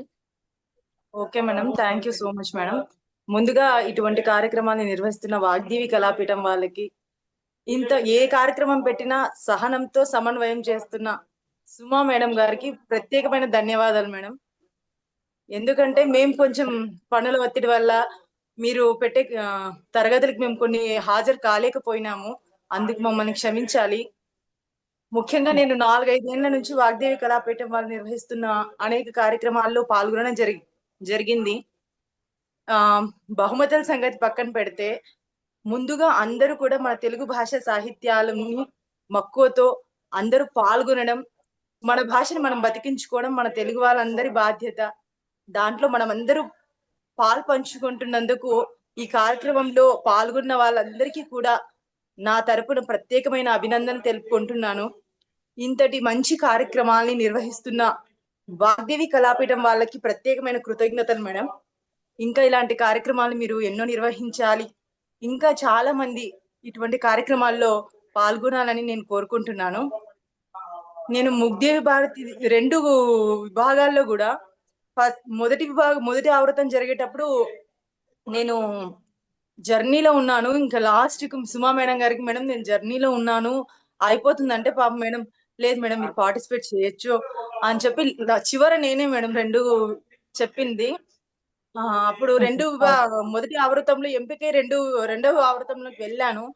కానీ ఏంటంటే కొడవటిగంటి కుటుంబరావు విభాగంలో కథలు ఎక్కువ ఉండడం కారణంగా మళ్ళీ ఇంక నేర్చుకున్న ఒకే రోజు ఉన్నాయి కాబట్టి సరిగ్గా ప్రజెంట్ చేయలేకపోతానో లేదో అని చెప్పేసి ముగ్ధే భారతి కథలు ఒకటే పార్టిసిపేట్ చేయడం జరిగింది. కొడవటిగంటి కుటుంబరావు రెండవ ఆవృతం నేను చెప్పలేకపోయాను. అది నెక్స్ట్ డే ఏమైనా పెట్టింటే అట్లా బాగుండేది అనిపించింది మేడం నాకు. కానీ చెప్పిన వాళ్ళందరూ కూడా చాలా చక్కగా చెప్పారు. ఎందుకంటే కథ అది మన ఇష్టం అన్నమాట. అంటే మనం ఆ కథలో ఉండే సారాంశాన్ని గ్రహించి అంటే ఎవరు ప్రజెంటేషన్ చేసే సరళి మనం ఎలా చెప్తున్నాం ఆ కథని, ఆ కథలో సారాంశం ఏముంది, ఆ కథ ద్వారా మనం ఏం గ్రహించవచ్చు, రచయిత ఏం చెప్పదలుచుకున్నారు, ఈ అంశాలన్నింటినీ క్రోడీకరిస్తూ అంటే ఇప్పుడు మనం మాట్లాడే సరళి కానీ మనం వ్యక్తపరిచే భావాలు చాలా చాలా వేరుగా ఉంటాయి. అందరూ చాలా చక్కగా చెప్పారు. అందరికీ కూడా అభినందనలు మేడం. ధన్యవాదాలు. Okay madam. మీరు కొడవటిగంటి కుటుంబరావు విభాగంలో ఉండే కథలు కూడా చెప్తే బాగా ఉండేది అనిపించింది. అవును మేడం. ఏమంటే 12 కథలు ఉన్నాయి. నేను 6 కథలు మాత్రమే నేర్చుకున్నాను మేడం. ఇంకా మిగిలిన కథలు నేర్చుకోలేకపోయినాను అన్నమాట. మళ్ళీ ఇంక ఎందుకు లేండి అని చెప్పేసి నేను ఆ రోజు ఒక్క విభాగంలోనే పాల్గొన్నాను మేడం. ఇంకో విభాగం పాల్గొనలేకపోయినాను అన్నమాట. కానీ ఏంటంటే నాకు అన్ని కథలు ముగ్ధే భారతి కథలు నేను అస్సలు చదవలేదు మేడం. మీరు పెట్టిన పోటీ వల్లే నేను ఆ కథలు చదవగలిగాను. కొడవటిగంటి కుటుంబరావు విభాగంలో కూడా మొదటి ఆవృతానికి అని చెప్పి ఒక 6 కథలు నేర్చుకున్నాను మేడం. కాబట్టి ఇంకా మిగిలిన కథలు నేను నేర్చుకోలేకపోయినాను అనేసి అనుకుంటున్నాను. అంటే చదవడం మాత్రం చదివాను, పోటీ కోసం కాకుండా ఆ కథల్లో ఉండే ఏముంటుందో, కథల్లో ఏం చెప్పదలుచుకున్నారు అనేసి కథలు మాత్రం చదివాను. కానీ ఇంకా ఆ రోజు మళ్ళీ పోటీ కదా అని చెప్పేసి నేను చేయలేదు మేడం, పాల్గొనలేదు. మిగతా అభ్యర్థులు కూడా ఎలా చెప్పారన్నది మీ ఆలోచనను, మీ అభిప్రాయాన్ని కూడా తెలియజేస్తారు మేడం. అంటే చెప్పే రీతిని బట్టి అంటే అందరూ బాగా చెప్పారు మేడం, వాళ్ళకి తగిన రీతిలో. కొంతమంది ఏంటంటే ఇప్పుడు మనకి కథలో ఉండే పాత్రలు, రచయిత చెప్పదలుచుకున్న అంశాన్ని ఎక్కడ బ్రేక్ కాకుండా కొంతమంది చాలా చక్కగా చెప్పారు. కొంతమంది అదే మేడం అప్పుడు అంటే కొంచెం సాంకేతిక కారణాలు కావచ్చు, కొన్ని కారణాల వల్ల వాళ్ళు చెప్పదలుచుకున్న స్థాయి కంటే కూడా ఆ సమయంలో సరిగ్గా చెప్పలేకపోవచ్చు. అంటే కొంతమందికి ఆ సమయంలో టెన్షన్, తర్వాత ఇప్పుడు నెట్వర్క్ ఇష్యూ అట్లా ఏమన్నా ఉండొచ్చు. ఈ ఏమంటారు కెమెరా సరిగ్గా పెట్టుకోకపోవడం వల్ల, అట్లా కొన్ని కారణాల వల్ల వాళ్ళు ఆ సమయంలో చెప్పలేకపోవచ్చు. కానీ బెటర్ లక్ నెక్స్ట్ టైం వాళ్ళు ఇంకా బాగా వాళ్ళ ఎలా చెప్పదలుచుకున్నారో అలా ఇంకా రేపొద్దున భవిష్యత్తులో జరగబోయే కార్యక్రమాల్లో వాళ్ళు ఇంకా చక్కగా చెప్పగలిగే అవకాశాలు ఉంటాయి మేడం. నేను గ్రహించేది అయితే చిన్నపిల్లలు కూడా చాలా చక్కగా చెప్పారు మేడం. నేను యూట్యూబ్ లో చూసాను. తర్వాత అంటే కార్యక్రమం జరుగుతున్నప్పుడు లైవ్ లో కాకుండా తర్వాత మీరు యూట్యూబ్ లింక్ పెట్టారు కదా, ఆ లింక్ లో చూసాను. చిన్న పిల్లలు కూడా చాలా చక్కగా చెప్పారనమాట. మీకు మొదటి బహుమతి వస్తుందని మీరు అనుకున్నారు? మేడం సంతోషంగా ఉంది మేడం. అది నేనైతే అనుకోలేదు. ఎందుకంటే అక్కడ అది న్యాయ నిర్ణేతల యొక్క అభిప్రాయం మేడం. న్యాయ నిర్ణేతలు అన్ని చూస్తారు కాబట్టి మనం చెప్పదలుచుకున్న అంశాన్ని కరెక్ట్ గా చెప్పామా లేదా అంతవరకే మనకి. తర్వాత అది బహుమతి అనేది అనుకున్నారా అని మీరు ఎక్స్పెక్ట్ చేశాను మేడం. మొదటి 3 బహుమతుల్లో ఒకటైనా ఉంటుంది అనుకున్నాను మేడం. ధన్యవాదాలు మ్యామ్. ధన్యవాదాలు మేడం. సుమా మేడం మీకు ప్రత్యేకమైన ధన్యవాదాలు మేడం. నమస్తే. నమస్తే మేడం. ఇంకా అభ్యర్థులు ఎవరైనా ఉన్నారా? శ్రీనివాసన్ గారు.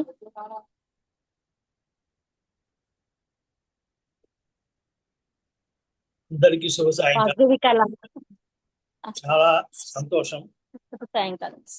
వాగ్దేవి కళాపీఠం వారు ఏ కార్యక్రమం చేసినా చాలా వినూత్నంగా ఒక కొత్త ప్రక్రియతోటి ఆ కార్యక్రమం చేయడం, అందులో కూడాను బహుమతి అనేది ఒకటి పెట్టుకురావడం అనేది వాళ్ళకి ముందుగా వస్తున్న ఒక పద్ధతి. 5 సంవత్సరాల నుంచి నాకు ఈ సంస్థతో అనుభవం ఉంది. నాకు కొన్ని మాతృ సంస్థలు చెప్పి ఉన్నాయి ఆన్లైన్లో, అందులో ఇది ప్రధానమైనది. అందువల్ల నేను చాలా అభిమానంగా ఇందులో ఉంటూ ఉంటాను. ఇకపోతే ఈ కథా నీరాజనం 3 గురించి చెప్పాలి అని అంటే, ఇది 3 అని చెప్పడంలోనే ఇంతకుముందు 2 జరిగినాయి. రెండిట్లో కూడా నేను చాలా హుషారుగా పాల్గొనడం, ఏదో ప్రైజులు రావడం జరిగింది. ఈసారి నేను పాల్గొనదలుచుకోలేదు. కారణం వేరేం లేదు. ఎప్పుడు మనం రావడం, వాళ్ళు ఏదో మొహమాటం కొద్దిగా కానీ ఏదైనా పెద్దవాళ్ళు మాట్లాడుతున్నారు ఇవ్వడం జరుగుతుంది అనే ఉద్దేశంతో నేను దాన్ని తప్పుకొని చక్కగా హాయిగా మీకన్నా కూడా నిజానికి చాలా సిన్సియర్గా అన్ని చదివాను, కథలన్నీ చదివాను. కాబట్టి మీరు ఎలా చెప్పారో ఒక అబ్జర్వర్గా, పరిశీలకుడుగా ఉంటూ నేను నా మార్కులు వేసుకున్నాను. మీ అందరికి కూడా వేశాను. దానికి నా సంతోషం ఏంటంటే న్యాయ నిర్ణేతలు కూడా అదే నిర్ణయానికి వచ్చారు. నేను మొదలే వాళ్ళకి చెప్పేశాను, మామూలుగా నా అభిప్రాయం ఇదండి అని చెప్పి, మీకు ఇలా ప్రైజ్ వస్తుంది అంటే పరిచయం ఉన్న వాళ్ళతోటి. అందరూ నాకు పరిచయం లేదు, వాళ్ళకి నేను చెప్పలేను కదా, పరిచయం ఉన్న వాళ్ళతో చెప్పాను, మీరు బాగా చెప్పారు, ఇలా వస్తాయి అని చెప్పేది. ఈ చిన్నప్పటి నుంచి ఒక అభిప్రాయం, నాకు ఒక ఇది ఉంది, ఒక జడ్జిమెంట్ చేయడం అనేది నాకు చాలా ఇష్టం. అది తప్పు అంటారు, అలా చేయకూడదు అంట మనిషిని. కానీ పోటీగానే జరిగినప్పుడు నేను ఎక్కిలించాను, వాళ్ళ ఉంటుంది, ఒక జడ్జిమెంట్ చేయడం అది జరుగుతూ ఉండడం జరిగింది. అట్లానే ఈ విషయంలో కూడాను ఇప్పుడు ప్రత్యేకంగా మీ అందరికీ ఇలా వచ్చిందని నేను చెప్పక్కర్లేదు. నా అభిప్రాయంలో కూడాను మీరే విజేతలు. కాబట్టి ఇందులో ప్రత్యేకత ఏం లేదు. చక్కగా మీరు అందరూ న్యాయ నేతలు అలానే చెప్పారు. మీరు చెప్పిన వాళ్ళు కూడా నాకు రాకుండా వాళ్ళకి వచ్చిందని చెప్పింది ఎవరు అనలేదు. లేకపోతే బహుమతి అనేది కొందరికి ఇవ్వాలి కనుక ఇవ్వడమే. పార్టిసిపేషన్ అనేది చాలా ఇంపార్టెంట్. మనం అందరం ఉంటూ ఉంటాం, ఫెయిల్ అయినందుకు బాధపడద్దని. ఫెయిల్యూర్ ఇది స్టెప్పింగ్ స్టోన్ ఫర్ సక్సెస్ ఇవన్నీ అంటాం కదా. మిమ్మల్ని నేను ప్రశ్నిస్తున్నాను అందరినీ, అసలు ఫెయిల్ అంటే ఏంటండి? What is the meaning of the fail? ఏమ్మా ఏదో మాట్లాడుతున్నారు, లేకపోతే మాకు చెప్తున్నా అర్థం కాదా? ఇది మనకి డిబేట్ ఇది కాదు కనుక ఆ ఫెయిల్ అనే క్వశ్చన్కి ఏంటి ఆన్సర్ కూడా నేనే చెప్తున్నాను. ఫెయిల్ అంటే ఏంటంటే ఫస్ట్ అటెంప్ట్ ఇన్ లెర్నింగ్. మనం FAIL ఫెయిల్ అంటాం కదా, that is first attempt in learning. కాబట్టి మనం ఈ లెర్నింగ్ ఫస్ట్ అటెంప్ట్ అనేది ప్రతి దానిలోనూ వస్తూ ఉంటుంది. అంటిల్ అన్లెస్ మనకు ఒక అందులో అచీవ్ వచ్చి బయట న్యాయ నిర్ణయించేట మనం గౌరవింపని వాళ్ళ చేత మనం నిర్ణయించబడినంత వరకు ఫెయిల్ అనేది మన జీవితంలో ఉంటుంది, మన అటెంప్ట్లో. జీవితం అంటే మన ప్రయత్నాల్లో. కాబట్టి దానికి మనం ఎప్పుడు బాధపడకూడదు. సక్సెస్ అనేది వస్తుంది. ఇప్పుడు ఇంతమంది మనకి అవకాశం ఇచ్చారు. ఈ వేదిక ఉంది బట్టి మనం ఈ రోజున కార్యక్రమం జరుపుకున్నాం. మీరందరూ మీలో ఉన్న నిష్ణాతంగా ఉన్న నైపుణ్యాన్ని బయటికి వచ్చింది. లేకపోతే మన ఇంట్లో కూర్చుని మనకేం తెలియదు కదా. కాబట్టి ఈ అవకాశం ఇచ్చిన వాగ్దేవి కళాబంధులకి ముందు శిరస్సు వచ్చి పాదాబంధనం చేస్తున్నాను నేను. లేకపోతే ఇక్కడ మనకు కావాల్సింది ఎప్పుడు ఏమవుతుందంటే, ఇక్కడ రాశి తక్కువగా ఉంది, నంబర్ ఆఫ్ ది కాంపిటీషన్స్ తక్కువ ఉంటుంది, కానీ వాసి ఎక్కువగా ఉంటుంది. మనకు కావాల్సింది మొట్టమొదట్లో ఇనిషియల్ స్టేజ్లో మనం రావాలనంటే ఇదే ఉండాలి. నిజానికి ఇలానే ఊరికే 100 మంది వచ్చేసేపటికి 100 మంది చూసుకుని అసలు ఏం చెప్పామో మనకు తెలియదు. న్యాయ నిర్ణేతలు కూడా ఫస్ట్ బాడీ ఏం చెప్పాడు చెప్పి వచ్చేటప్పటికి ఇవన్నీ తెలిసిపోవాలి. కొద్ది లిమిటెడ్గా ఉండబట్టి మనం వీళ్ళు బలాన ఈ రోజు కూడా నేను ఇప్పుడు చెప్పకపోతాను మీరు ఏం చెప్పారు అది అని చెప్పేసి. అలానే మీకు 10 మంది ఇప్పుడు మాట్లాడుకున్నప్పుడు వాళ్ళు ఇలా చెప్పారు వీళ్ళు ఇలా చెప్పారు అని చెప్పి చెప్తున్నారు. కాబట్టి ఇట్లాంటి సంస్థ అభివృద్ధి చెందాలి అని అంటే ముందు మీలాంటి వాళ్ళందరూ ఉండి వాళ్ళు పెట్టే ప్రతి కార్యక్రమంలోనూ పాల్గొని అందులో ఎదుగుతూ ఆ సంస్థను ఎదుగుతూ 10 మందికి చెప్పి అందరినీ తీసుకొస్తేనే మనం ఏదైనా కానీ మనుగడ ఉంటుంది, మనం ఆనందం ఉంటుంది దాన్ని. ఇది నేను చెప్పదలుచుకుంది. ఇకపోతే కొందరు సజెషన్స్ ఇచ్చారు, సూచనలు చెప్పారు. నేను చెప్పేది వాళ్ళకి ఒక్కటే మాట, ఉన్న కథని చదివి వీళ్ళందరూ చెప్తారు. గుణవంటి కుటుంబరావు కథల్లో ఎవరు కూడా ఆ కథ పూర్తిగా ఎవరు చెప్పలేదు. ఏ ఒక్కరు కూడా చెప్పడం కూడా సాధ్యం కాదు. ఎందుకనంటే అందరూ చెప్పినట్టు అది చాలా క్లిష్టంగా ఉంది. మరి వాళ్ళందరూ ఏం చేశారు? వాళ్ళ సొంత వాక్యాల్లోనే చెప్పారు అందరూ. కొంతమంది సూచించారు కథలు మన సొంతంగా చెప్పాలి కదండి అంటే. అదే కరెక్ట్. ఎప్పుడు కూడాను కథ ఇతివృత్తం మారకూడదు. మనం ఫలానా వాళ్ళ కథ అని చెప్తున్నప్పుడు రామాయణమే చెప్పాలి. కట్టే కుట్టే చెప్పచ్చు, నువ్వు సాగదీసి చెప్పచ్చు, మొత్తం అందులో పాత్రలు ఉండాలి కదా. రాముడి భార్య సీత కాకుండా ఇంకెవరు పెట్టడానికి లేదు కదా. ఆ కథ ఉన్నప్పుడు అలానే ఉండాలి. మరి ఆ పోటీ అంటే అదే. మరి అది మనం అర్థం చేసుకోవాలి. ఇక మరి సూచనలు అంటే ఇలా మనకి బలానికి చేసుకోవచ్చు అని అన్నప్పుడు చెప్పిన కథని ముందుకు పుస్తక పఠనం అనేది చాలా అవసరం. ఆ ప్రథమ స్టేజ్ ఆ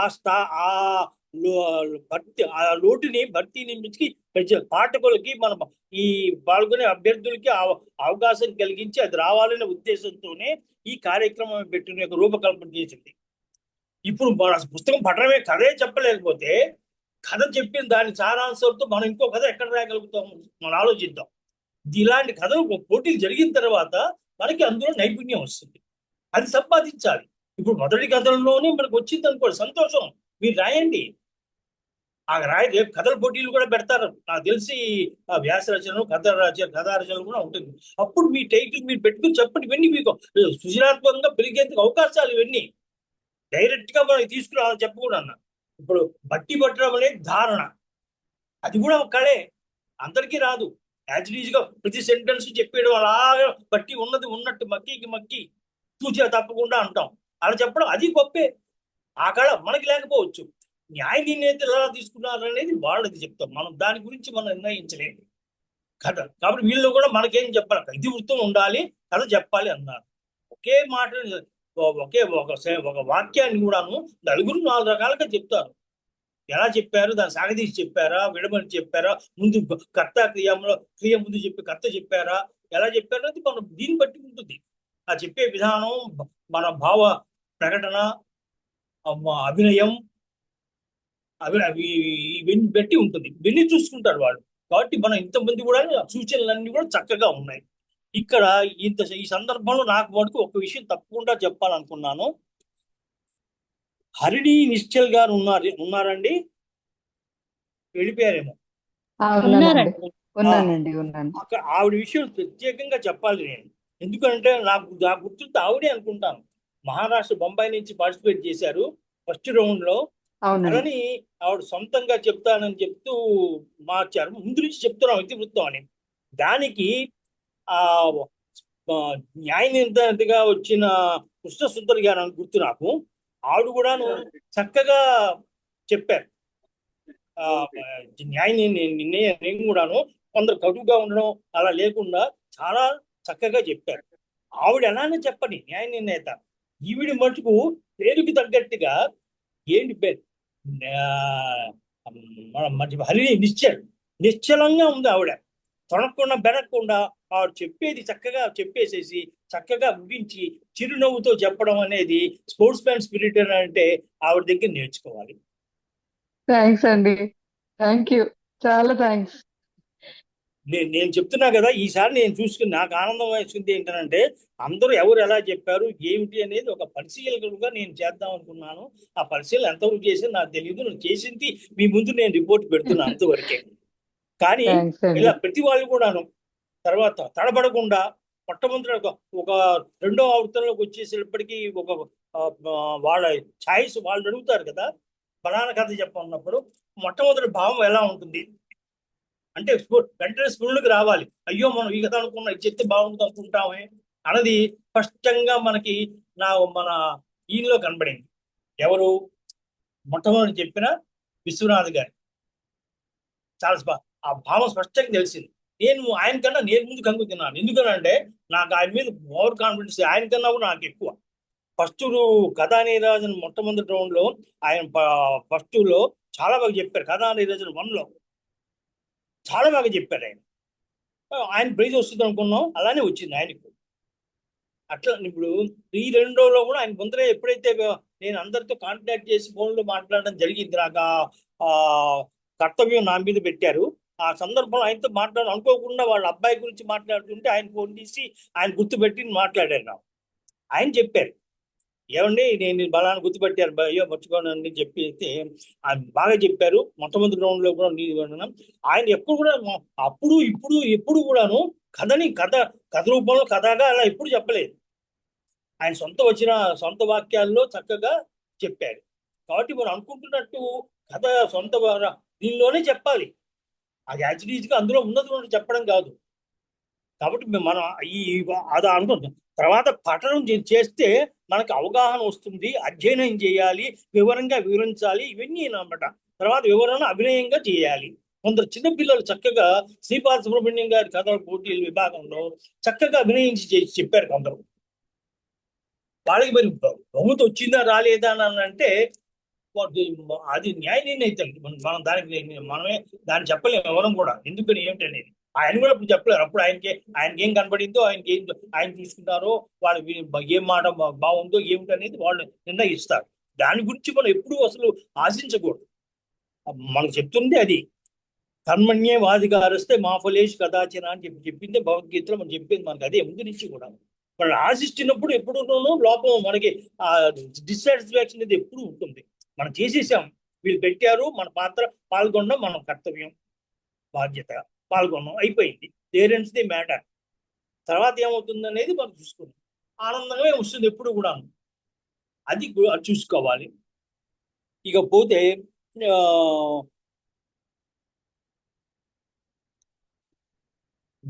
బాల త్రిపుర సుందరి గారు, జోవిక కృష్ణ గారు సూచనలు బాగున్నాయి.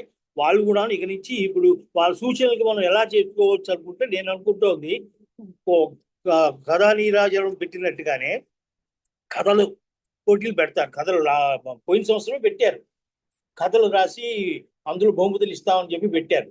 అట్లా మనం ఈ కథలు చూసుకుని మీరు స్ఫూర్తితోటి మీరు ఈ భావంతో మీరు మొత్తం వేరే రకంగా పెట్టుకుని రాసుకోవచ్చు. మీరు ఇప్పుడు 3 విభాగాల్లో పాల్గొన్నారు కదా, ఆ కథలు చదివాం కదా, వాటిని రాసుకోవచ్చు. మీరు మన నేర్పడతానో మన నైపుణ్యం కూడా అందులో పెంచుకోవచ్చు. అవకాశం ఉంది, లేకపోలేదు.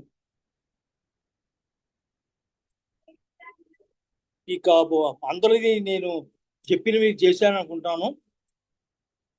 ఇక నేను చివరికి బై అని చెప్పేయడానికి నేను బై కూడా ఏమిటో తెలుసా అండి?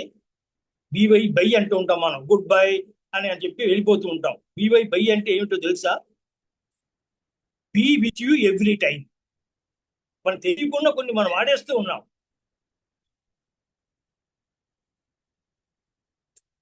అట్లా కాదు. ఈ అవకాశం ఇచ్చిన సుమలత గారికి, అందులో ఈ కార్యక్రమంలో నేను పాల్గొనలేదు, నేను అభిప్రాయాలన్నీ పెట్టుకున్నాను, కానీ నేను ఎవరికి చెప్పే అవకాశం లేదు చెప్పేందుకు. ఆవిడ ఎప్పుడైతే ఇలా ఉందని అన్నప్పుడు నేను అడిగాను ఆవిడనదే, నేను మరి పాల్గొన్న పార్టిసిపెంట్స్ కాదు కదండి, నేను రావచ్చునా రాకూడదా అని అంటే, అందుకని సమూహంలో అందరూ రండి అని చెప్పి అలా స్పెషల్గా పెట్టారు ఆవిడ. ఆవిడకి నా ధన్యవాదాలు ఈ అవకాశం ఇచ్చినందుకు, మీరు విన్నందుకు. మరి ఇలా ప్రతిసారి మరిన్ని కార్యక్రమాలు జరగాలని, అందులో కూడా నాకు కూడా పాల్గొనే అవకాశం రావాలని ఆ వాగ్దేవి కళామ తల్లిని ప్రార్థిస్తూ మీ అందరి దగ్గర సెలవు తీసుకుంటున్నాను. నమస్తే. ధన్యవాదాలు శ్రీనివాసన్ గారు. చక్కగా ఈ కథా నీరాజనం పోటీ పెడుతున్నాము అన్న రోజు నుంచి మీరు చాలా చాలా కృషి చేశారు. మామూలుగా అభ్యర్థులు కథా నీరాజనం పోటీలలో మీరు పాల్గొనాలి తప్పకుండా అని ప్రతి ఒక్క విభాగానికి మీరు ఫోన్ చేసి ఆ అభ్యర్థుల నుంచి వారి యొక్క మాటలను కూడా మీరు రాసుకోవడం, ఆ విషయాన్ని మళ్ళీ తెలియచేయడం, పలానా అభ్యర్థి ఇలా అంటున్నారు, ఈ యొక్క పోటీలు ఇంకా కొన్ని రోజులైతే ఇలా అయితే బాగుంటుంది అని ప్రతి ఒక్కటి కూడా ఈ కథా నీరాజనం 3వ ఈ కథల పోటీలలో మీ కృషి చాలా చాలా చేశారు గురుగారు శ్రీనివాసన్ గారు. అందులో భాగంగా కథ పూర్తి అయిపోయిన తర్వాత ఒక్కొక్కరు చెప్పిన కథ ఆధారంగా మీరు పరిశీలన చేసి మళ్ళీ వారికి ఫోన్ చేసి మీరు కథ చాలా చక్కగా చెప్పారు అని తెలియచేయడం కూడా చాలా బాగుంది శ్రీనివాసన్ గారు.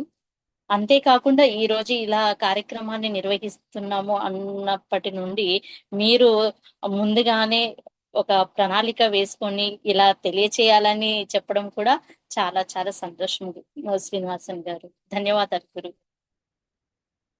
మరి ఈ యొక్క కార్యక్రమాన్ని ఇలా మాట మంతి అనే కార్యక్రమాన్ని తెలియచేయాలన్న ఉద్దేశంతో మన పీఠం వ్యవస్థాపకులు శ్రీ వెంపరాల వెంకట లక్ష్మీ శ్రీనివాసమూర్తి గారికి ప్రత్యేక ధన్యవాదాలు. ఎందుకంటే మనమంతా కూడా ఈ సమయంలో అందరూ మాట్లాడుకోవడానికి ఈ మాట మంతి అనేటువంటి శీర్షికను వారి ఆలోచనలకు రావడము, దాన్ని ఈ విధంగా నిర్వహించడము నిజంగా వారికి ప్రత్యేక ధన్యవాదాలు తెలియజేస్తున్నాను. మీ అందరికి కూడా ఇలా పిలవగానే ఒక గంట సమయంలోనే ఎందుకులే అని అనుకోకుండా మీరు కూడా మీ యొక్క బాధ్యతను ఈ యొక్క కార్యక్రమంలో మీ అభిప్రాయాలను, చక్కటి సలహాలను, అలాగే చక్కటి సూచనలను మీ మనసులో ఉండేటువంటి మాటలను చక్కగా తెలియచేశారు. అలాగే ఈ పీఠంలో జరిగేటువంటి ప్రతి కార్యక్రమం కూడా మీరందరూ పాల్గొనాలని, మీ వంతు సహకారాన్ని కూడా మన శ్రీ వాగ్దేవి కళాపీఠానికి ఇవ్వాలని కోరుకుంటున్నాను. మీ అందరికి మరొకసారి ధన్యవాదాలు తెలియజేస్తున్నాను. మేడం ఒక చిన్న మాట చెప్పండి. మేము చెప్పిన వీడియోస్ మాకేమైనా లింక్ పెట్టడానికి అవుతుందా మేడం, పర్సనల్ గా గానీ అన్న? పెట్టాను కదమ్మా. ఇప్పుడు యూట్యూబ్ ద్వారా మీరు మరొకసారి లింక్ క్లిక్ చేసినట్లయితే మీరు చెప్పినటువంటి ప్రతి ఒక్కటి కూడా అందరి అభ్యర్థులది కూడా వస్తుంది. మీరు అదే కావాలనుకుంటే మీ వరకు కూడా తీసుకోవచ్చు, వీడియో కట్ చేసుకోవచ్చు. లింకు సమూహంలో ఉంది. అది ఒకవేళ లేనట్లయితే మళ్ళీ పంపించమన్నా నేను పంపిస్తాను. ఒకసారి నాకు పంపండి మేడం, అంటే నా ఫోన్ డిశ్చార్జ్ అయింది, సో అది పోయిందేమో డౌట్ నాకు. మీరు శ్రీ వాగ్దేవి కళాపీఠం యూట్యూబ్ ఛానల్ కూడా మీరు క్లిక్ చేసినట్లయితే గత సంవత్సరాలలో జరిగినటువంటి అనేక కార్యక్రమాలు కూడా మీరు వీక్షించవచ్చు. ఓకే, ఒక్క నిమిషం.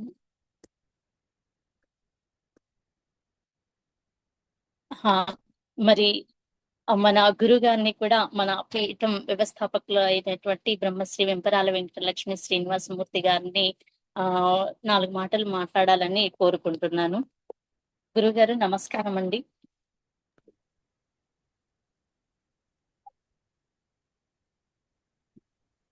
వినబడుతుందండి? వినిపిస్తుంది గురువు. అందరికీ కూడా మీకు శుభ సాయంత్రం అండి. ఎందుకంటే నేను కూడా మీతో నిశ్శబ్దంగా 2 నెలల నుంచి ప్రయాణం చేస్తున్నాను. బాగుంది. అందరి అభిప్రాయాలు కూడా విన్నాను నేను కూడాను. మనకి శ్రీనివాసన్ గారు మొత్తం సుదీర్ఘంగా ఒక పెద్ద నివేదిక ఇచ్చారు కాబట్టి ఇంకా ప్రత్యేకమైన నివేదికలు అక్కర్లేదు. అయితే బాగున్నాయి మీలో వినూత్నమైన ఆలోచనలు, మీరు చెప్పిన విధానం, అనేకాలుగా మీరు కథతో ప్రయాణం చేసిన మీ అనుభవాల్ని బాగా పంచుకున్నారు. అయితే ఏంటంటే ఇక్కడ ఏ కథని ఎలా చెప్పాలి, దానికి ఏంటి, ఇవన్నీ కూడా మీరు మీ అంతటి మీరే తయారైన విధానం కూడా కొంత చాలా చక్కగా ఉంది. అందరూ పెద్దవాళ్ళు ఉన్నారు. ఇంకా మేము ఎక్స్పెక్ట్ చేసేది ఏంటంటే వచ్చే తరాలకి, నవతరానికి ఒక పాప ఒకరితే స్కూల్ నుంచి వచ్చి కుటుంబంలో కథ చెప్పడం నిజంగా పెద్ద సాహసం. అది నిజంగా చాలా మంచి ప్రయత్నం చేసింది తను. అయితే ఆ కథను అర్థం చేసుకోవడానికి చాలా పరిణతి, చాలా అనుభవం కావాలి మనకి.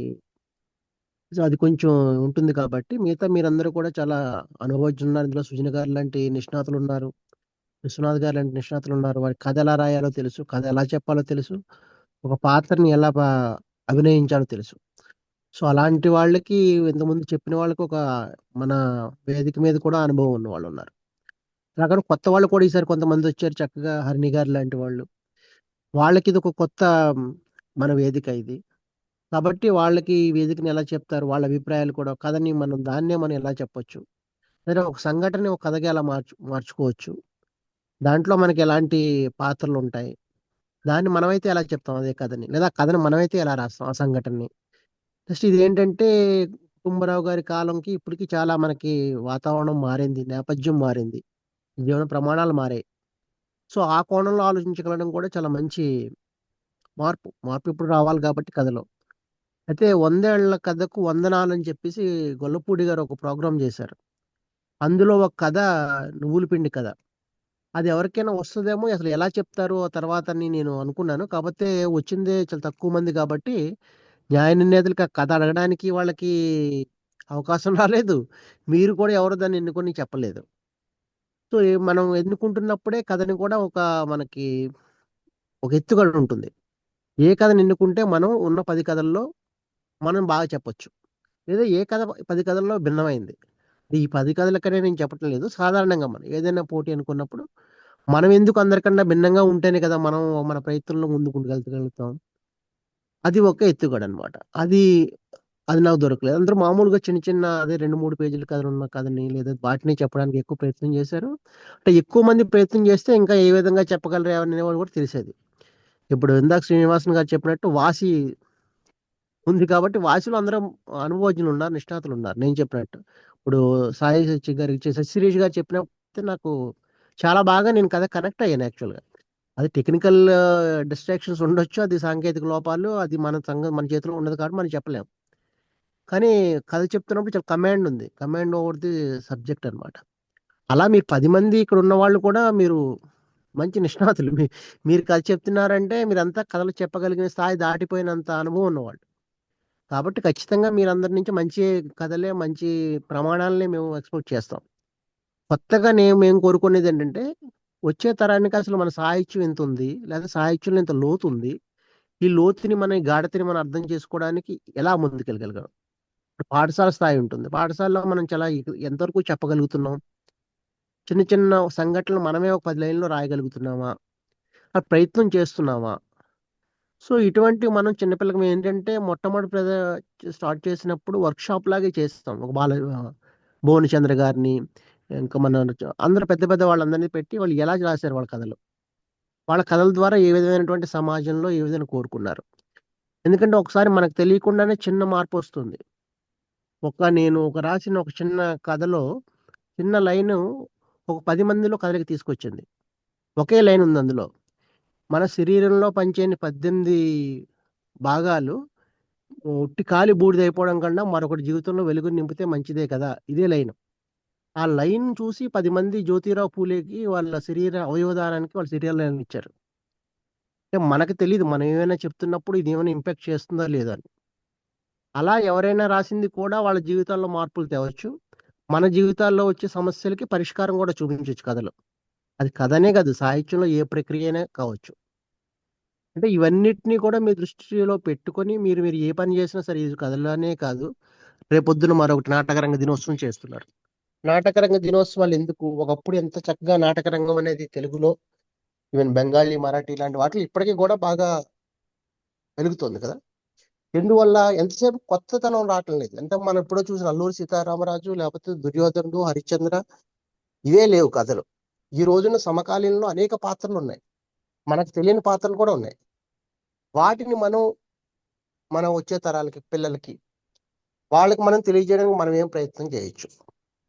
చిన్న చిన్న స్కిట్స్, పెద్ద పెద్ద సుదీర్ఘంగా మనం రంగాలు లేకపోతే అంకాలు ఉన్నటువంటి నాటకాలు ఈ రోజుల్లో ఎలాగో చూడలేదు. రోజులు తెల్లారిపోయి, ఒకప్పుడు వేస్తే ఉదయం వేస్తే రాత్రి వరకు తెల్లవారిపోయి, రాత్రి వేస్తే ఉదయానికి తెల్లారిపోయి. చిన్న చిన్న 10-15 లైన్లో కూడా మనం గొప్ప సందేశాన్ని ఇచ్చేటటువంటి వాటిని, ఎన్నో గొప్ప క్యారెక్టర్స్ ఉన్నాయి మనకి, మన చుట్టూ ఉన్న క్యారెక్టర్సే ఉంటాయి. వాటిని మనం పట్టుకోగలగడం, వాటిని చెప్పడం, అలాంటి ప్రయత్నం చేసినప్పుడు ఖచ్చితంగా ఉంటుంది. ఆ మధ్య మేము గణిత బ్రహ్మాన్ని అలాంటిదే చేసాం. మీరు యూట్యూబ్లో కూడా వచ్చు. ఆయన మన మధ్య ఉంటూ కూడా మనకు తెలియని ఒక గొప్ప గణిత మేధావి. ఆయన జన్మతః అంధుడు అయినా 6000 అవధానాలు చేశాడు. అంకెలు ఎలా ఉంటాయో తెలియదు, శకుంతలాదేవి కన్నా ఆయన వేగంగా ఆన్సర్లు చెప్పాడు. మన చుట్టూ ఉన్న మన కాంటెంపరీయన్, మన సమకాలీకుడు మనకు తెలియదు. సో ఇలాంటి క్యారెక్టర్స్ మనం సృజించవచ్చు, వాటి ద్వారా పిల్లలకు చెప్పొచ్చు. ఇవన్నిటి కోసం ఇలాంటి కార్యక్రమాలు మనమనే కదా, అనేక సంస్థలు అనేక విధాలుగా అనేక రకాల పాత్రలు పోషిస్తూ ఉంటారు. ఇవి భాష కోసం కావచ్చు, సాహిత్యం కోసం కావచ్చు, ఏదైనా మార్గాల కోసం కావచ్చు. మీరందరూ కూడా చేయొచ్చు. ఎందుకంటే ఇప్పుడు మీలో అందరికి కూడా చాలా సృజన ఉంది, చాలా అనుభవం ఉంది, చాలా పెద్దరికం కూడా ఉంది. కాబట్టి సరే ఇప్పటికి సుదీర్ఘంగా సమావేశం కూడా జరిగింది కాబట్టి ఇంకా నేను ఎక్కువ చెప్పడం కంటే కూడా నేను మీ దగ్గర నుంచి వినాలనే అనుకున్నాను. సో మీ ఇంకేమైనా చెప్పాలంటే మీ సూచనలు కూడా తప్పకుండా తీసుకుంటాను. ఎందుకంటే మీరు చెప్పిన తర్వాత నాకు కూడా ఒక ఐడియా వచ్చింది. సంఘటన ఇస్తే మీరు కథగల రాస్తారు. గతంలో ఒక ఆయన పూరి జగన్నాథ్ అని మీకు డైరెక్టర్ తెలిసే ఉంటాడు. ఓ 10 సంఘటనలు ఇచ్చాడు. 10 సంఘటనల్ని మలిచి 10 రకాల కథలు తయారు చేయొచ్చు. అది కూడా మనలో కొత్తగా మన ఆలోచనల్ని డెవలప్ చేస్తుంది ఎప్పుడు మనకి. అదే గుర్తుపెట్టుకోవాలి. మన సృజన పెరగాలంటే మనం ఏదో పని చేస్తూ ఉండాలి. అది ఏదైనా సరే మన రంగంలో మనం ఏదైనా పని చేస్తూ ఉంటాం. అది మన వృత్తిగా ఉంటుంది. ప్రవృత్తిగా ఏంటంటే మనకు నచ్చిన పని మనం చేస్తూ ఉంటాం. అది దానికన్నా ఎక్కువ సంతృప్తినిస్తుంది. ఒకటి భుక్తి, ఒకటి రెండో జీవితం కదా! కాబట్టి ఆ కోణంలో మనం మనకు నచ్చిన పనులు మనం చేసుకున్నప్పుడు ఎంత ఆనందిస్తామో, కథ రాస్తే ఆనందించొచ్చు, కథ చదివితే ఆనందించొచ్చు, ఒక సినిమా చూస్తే ఆనందించొచ్చు, ఒక ఆట ఆడితే ఆనందించొచ్చు. మనకి ఏది ఎక్కువ మిక్కిలి ఆనందాన్ని ఇస్తుందో జీవితంలో అదే మనం చేస్తూ ఉంటాం. చెయ్యాలి కాబట్టి. సో ఆ విధమైనటువంటి దశలో మనం ప్రయాణం చేద్దాం. తప్పకుండా మీరు ఎప్పుడైనా సరే మీరు మొహమాటంగా మీ సలహాలు చెప్పొచ్చు. మీరు ఏం చెప్పాలనుకున్నా కూడా చెప్పొచ్చు. తప్పకుండా వాటిని కూడా మనం కన్సిడర్ చేసుకొని తీసుకొని అందరం కలిసి మనం ప్రయాణం చేస్తున్నాం. ఇందులో ఎవరు ఇదేం కాదు. నాకు దగ్గర ఒక మంచి ఆలోచన వచ్చి ఉండొచ్చు. మీకు ఇంకో మంచి ఆలోచన వచ్చి ఉండొచ్చు. అందరం కలిసి పని చేసుకుంటున్నప్పుడు సులువుగా అవుతుంది కాబట్టి పని కూడా సానుకూలంగా ఉంటుంది. అదే దీని ఉద్దేశం. అందుకనే యాక్చువల్గా ఇప్పుడు ఏదో ఒకటి పెట్టి 10 మందిలో ఒక చైతన్యం కలిగి కాబట్టి ఇంకా ముందు ముందు మీరు అందరూ మంచి సలహాలు ఇచ్చారు కాబట్టి చూద్దాం వాటిని ఏ విధంగా చేయొచ్చు ఎలా చేయొచ్చు అనేది. చెప్పండి ఇంకా మీరేమైనా అనుకుంటే మీ అభిప్రాయాలు చెప్పండి. కదండి మళ్ళీ తప్పకుండా కలుద్దాం. అందరికి శుభం పోయారు. ధన్యవాదాలు గురువు గారు. ఆ కథలో ఉండేటువంటి అన్ని కథల్లో ఇంకొక కథ ఎవరైనా అభ్యర్థి చెప్తే బాగుంటుంది అనేది మీ ఒక ఆలోచన తెలియజేశారు.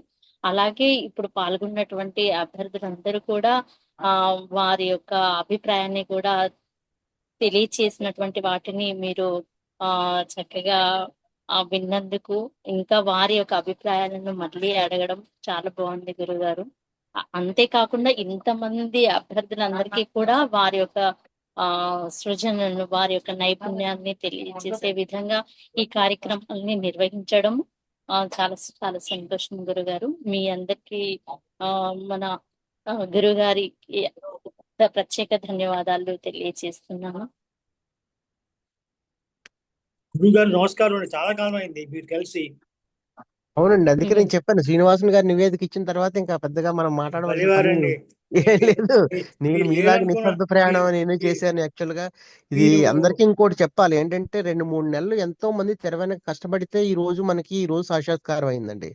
మనకి ఈ రోజు సుమలత గారి లాగా ఎంతో మంది పాపం కథల ప్రణాళిక అనుకున్న దగ్గర నుంచి 10-15 రోజుల నుంచి నెల్లాళ్ళ పైన కథ చదవడానికి చాలా మందికి పట్టింది. మీరు అనుకుంటున్నట్టు మీరు డైరెక్ట్ గా చూసిన జడ్జెస్ కాకుండా కూడా అబ్జర్వర్స్ గా చాలా మందికి మళ్ళీ మీ వీడియోలు కూడా పెట్టి మేము ఫీడ్బ్యాక్ తీసుకున్నాం. సో ఇంత ప్రయత్నం ఎందుకు చేసామంటే వీలైనంత పారదర్శకంగా చేయాలి. వీలైనంత వరకు ఇలాగ శ్రీనివాసన్ గారు లాంటి వాళ్ళ దగ్గర మనం సలహాలు సూచనలు తీసుకోవాలి. అందరికీ కూడా ఏం చెప్పగలం మనం దీని ద్వారా, ఏం చెప్పలేకపోయాం, ఏం చెబితే బాగుండేది అనే విధంగా ఉండాలని కూడా కోరుకున్నాం. అది ఇప్పుడు శ్రీనివాసన్ గారి మాటల్లో కూడా మనకు కొంతవరకు ప్రతిఫలించింది. చెప్పండి శ్రీనివాసన్ గారు, మీరు ఏదో చెప్తున్నారు. ఏం లేదు సార్, మీ ధన్యవాదాలు, నమస్కారం అంతే. అదే అదే ఇంకెవరైనా మాట్లాడతారా అండి?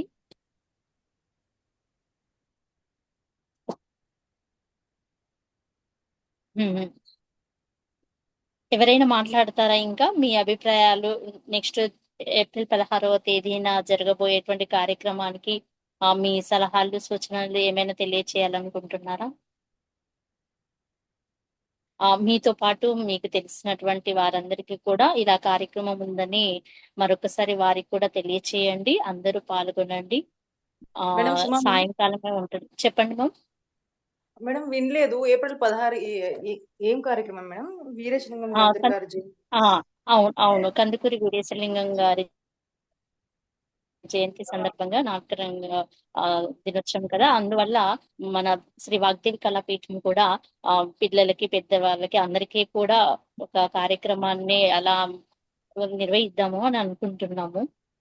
అందులో లఘు ప్రసంగాలు, లఘు నాటికలుతో పాటు ఏకపాత్ర అభినయం, ఎందులో ఎవరికి ఏ కళ ఉందో ఆ కళ ద్వారా ఇక్కడ ఈ యొక్క అంతర్జాలంలో మనకి వారి యొక్క నైపుణ్యాన్ని చూపించే విధంగా మనకి ఈ కార్యక్రమాన్ని నిర్వహించబోతున్నాము. ఇక్కడ ఏం లేదండి, మీకు ఆ కందుకూరి వీరేశలింగం గారి జయంతి ఆ రోజు అంతే. దాన్ని మనం ఎందుకు నాటక రంగ దినోత్సవంగా జరుపుకున్నాం అంటే, మొట్టమొదటిసారి నాటక రంగం ఎలాంటి ఉనికి లేని రోజుల్లో ఆయన ఒక నాటకాన్ని తీసుకొచ్చి చాలా వీధుల్లో ప్రదర్శించి ఎన్నో రకాల బాధలు వాటిని సంఘర్షణల తర్వాత ఒక దశలో ఒక శతాబ్దం పాటు నాటక రంగం బాగా వృద్ధి చెందింది. తర్వాత మళ్ళీ ఇప్పుడు అనేక రకాల కొత్త సాంఘిక మాధ్యమాలు వచ్చిన తర్వాత ఈ నాటక రంగం కూడా ఎదిపోయింది. నాటక రంగమైన, నృత్యమైన, ఏదైనా అభివృద్ధి చెందడానికి మనకి భరతుడు రాసిన నాట్యశాస్త్రమే మూల కారణం. అంటే ఏంటి? అభినయం. అభినయమే కాబట్టి అది ఏ రూపంలోనూ అభినయమైనా పర్వాలేదు. అభినయంలో నృత్యం కూడా ఉంది. నృత్యమే ఒక విధంగా నాటకానికి ఒక విధంగా ముందు వచ్చింది. భరతుడు రాసింది నవరస సమ్మేళనం నాటకం. అది ఏ రసంలో ఏ విధంగా మనం ఆనందం మనం తీసుకుంటూ ఎదుటివాడికి ఆనందాన్ని కలిగిస్తామో అది నవరసాలు. మీరు ఏ రసాన్నైనా తీసుకోండి, అది మీ ఏ ప్రక్రియనే తీసుకోండి. ఒక చిన్న ప్రక్రియ కావచ్చు, చిన్న స్కిట్ కావచ్చు, 5 నిమిషాల్లో మనకి ఈ జబర్దస్త్ కార్యక్రమం ద్వారా ఎంతమంది నవ్వించారు. అందులో మంచి హాస్యాన్ని తీసుకొని మనం చెప్పుకుందాం. అలా ఒక చిన్న లఘు ప్రసంగమే అవ్వచ్చు, మీరు 5 నిమిషాల్లో ప్రసంగించవచ్చు, కానీ 5 నిమిషాల్లో మీరు శ్రోతలను తొలగించవచ్చు. ఎంతో మంది అలాంటి వాళ్ళు మనకున్నారు. 5 నిమిషాలే మనం ఏదైనా ఏకపాత్ర చేయొచ్చు. ఎంత మంచి ఒక విషయం తెలుసుకోగలిగాం, ఎంత మంచి దాని ద్వారా రసాన్ని మనం అనుభవించగలిగాం అని ఒక అనుభూతిని కల్పించవచ్చు. దానికి గంటలు సుదీర్ఘమైన సంభాషణ నాటకాలే అక్కర్లేదు. చిన్న పాత్ర ద్వారా మనం కదలికి తేవచ్చు, చిన్న మాట ద్వారా కదలికి తేవచ్చు. అది ఏ విధమైనా సరే దానికోసమే కథంబం లాంటిది ఇది, లేక కళా సంగమం లాంటిది. మనకు అనేక రకాల మనలో తెలియకుండానే మనకి అనేక రకాల కళలు ఉంటాయి. మనకు గుర్తించగలుగుతాం, కొన్నిసార్లు మనం గుర్తించలేకపోతాం. వేటినైనా మీకు తెలిసిన వాటిని మీరు ప్రదర్శించవచ్చు, మీకు తెలిసిన వాళ్ళకి చెప్పి మీరు ప్రదర్శింపచేయచ్చు. అది కొత్త ప్రక్రియను మీరే ఒక విధంగా దాని వెలుగులోకి తేవచ్చు. ఏదైనా సరే వీటన్నిటికీ సమాహారమే ఈ దినోత్సవాలు. అంటే ఆ రోజైనా కనీసం ఇది ఉందని మనకు గుర్తుండడం కోసం దీన్ని పెట్టారు.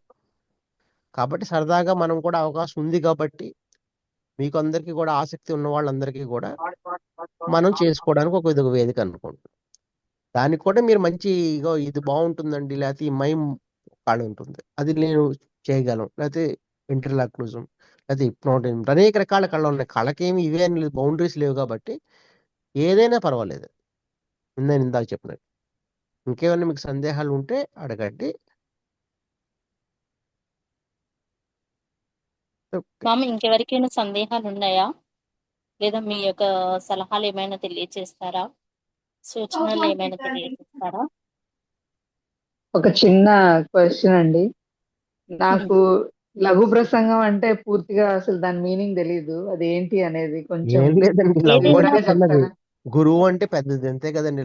గురువులు అంటే ఏముందండి, లఘు అంటే చిన్నదని అర్థం.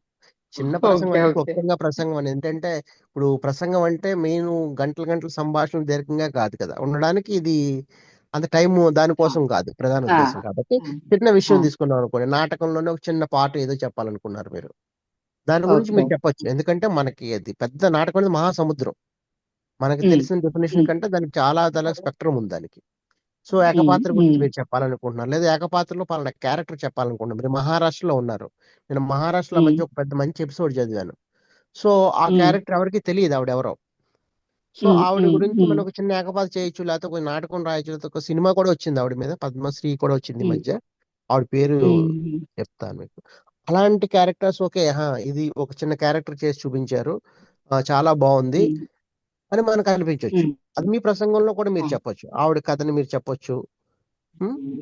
అలాగా నథింగ్ బట్ ఏంటంటే లఘు అంటే చిన్నది, చిన్న ప్రసంగాలు అంటే క్లుప్తంగా చేసే ప్రసంగాలన్నీ, అంతకు మించి పదానికి ఇదేం లేదు.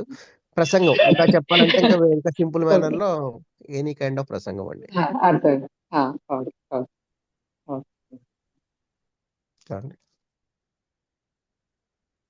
Thank you. నమస్తే. ఇంకా ఎవరైనా ఏమైనా సందేహం ఉందండి? జోవిక కృష్ణ వాళ్ళ అమ్మమ్మ, సత్యశిరీష గారు, సుజనాదేవి గారు. మేడం వింటున్నాను మేడం. ఆ, హరిణి మీరేమైనా గారు ఇందాక మీకు పేరు చెప్పాలంటే చెప్తాను కదా, సింధుతాయ్ సప్కల్ అని విన్నారండి ఆవిడ పేరు? పూణేలో ఉంటారు. తెలుసు విన్నానండి. తెలుసు సార్ తెలుసు సార్. సెక్ ఆ ఆ, మహారాష్ట్రలో ఒకప్పుడు ఎంత సంచలనం నిజంగా. ఆవిడ జీవితం చదివిన తర్వాత నాకు ఓకే, ఇది మంచి కథ ఆ, కదండి, ఇది కదా జీవితం అంటే, ఒక ఎదుగుదల అంటే ఇది కదా. ఉం? ప్రత్యామ్నాయ అవును. పోరాటం అంటే ఇది ఓకే. జీవితం. సో గ్రేట్ ఇన్స్పైర్ అనమాట. అలా ఇన్స్పైర్ చేసే వాళ్ళు ఎంతో మంది మన ఆ, చుట్టూనే ఉంటారు. ఆవిడ ఆ, అంత వండర్స్ క్రియేట్ చేశారంటే మరి చేశారంటే ఎంత గొప్ప. సో అలాంటివి అవును. ఇలాంటివి ఏదో చెప్పడం ద్వారా 10 మంది తెలుసుకుంటారు. ఆల్రెడీ ఎవరికైతే తెలుసో వాళ్ళకి తెలుస్తారు, తెలియని వాళ్ళు ఎక్కువ మంది ఉంటారు. ఉమ్, సో రైట్. చిన్న క్యారెక్టర్ లో మీరు ఉమ్, చెప్పచ్చు, మీ ప్రసంగంలోనే దాన్ని చెప్పొచ్చు. ఆవిడ లైఫ్ ని ఒక 5 నిమిషాలు 10 ఓ- నిమిషాల్లో మీరు ఆ, ఎక్స్ప్లెయిన్ చేయొచ్చు. ఓకే. థ్యాంక్ ఇంకెవరు మాట్లాడుతున్నారంటే చెప్తున్నారా? అదే సుజనాదేవి గారు ఏదో మాట్లాడదాం అనుకున్నారు. చెప్పండి మా. ఏం లేదు మేడం, అది తెలుసా అని అంటే తెలుసు అని చెప్పాను. శ్మశానంలో పిండాలు పెట్టిన వాటిని కూడా తీసుకొని తిని మరి ఎదుగుతారు ఆయన. ఆ భర్త చాలా 20 years ఎబో ఆయనతోని మ్యారేజ్ అవుతుంది చాలా చిన్న ఏజ్ లో. చాలా స్ఫూర్తివంతమైన కథ. 10 మందికి ఇట్లా మళ్ళీ అటువంటి స్టేజ్ లో కూడా 10 మందికి మళ్ళీ చాలా మందికి కొన్ని వందల మందికి ఆమె స్ఫూర్తిదాయకంగా నిలిచారు. అంతమందికి లైఫ్ ఇచ్చారు. కరెక్ట్. అందుకే చెప్పాను, సుజనాదేవి గారికి తెలియని విషయాలు ఉండవు. సుజనాదేవి గారికి కూడా మనకు ఒక ఎన్సైక్లోపీడియా అలాంటి వారు. అమ్మ బాబాయ్ మీరు మరి అదే మీరు మళ్ళీ వాళ్ళ హస్బెండ్ కూడా తర్వాత వచ్చినప్పుడు కూడా తను పిల్లడిగా తీసుకొని మళ్ళీ వాళ్ళ ఆశ్రమంలోనే ఆవిడ తీసుకుంటుంది. ఎంత కరెక్ట్ మన కరెక్ట్ రిపెంటెన్స్ చివరి కామన్ సెన్స్ ఉండాలి. మరి ఎంతగా ఎదగొచ్చి మన మెచ్యూరిటీ లెవెల్స్ ఎంతగా ఆలోచించగలగాలి అనడానికి ఇలాంటి ఉదాహరణ. మనకి ఎవడైనా కరెక్ట్ చిన్న చేయగానే దెబ్బ కొట్టగానే మనం వాడి మీద తిరగబడిపోతాం. అలాంటిది జీవితంలో మళ్ళీ తీసుకురావడం అన్నది గ్రేట్ క్యారెక్టర్.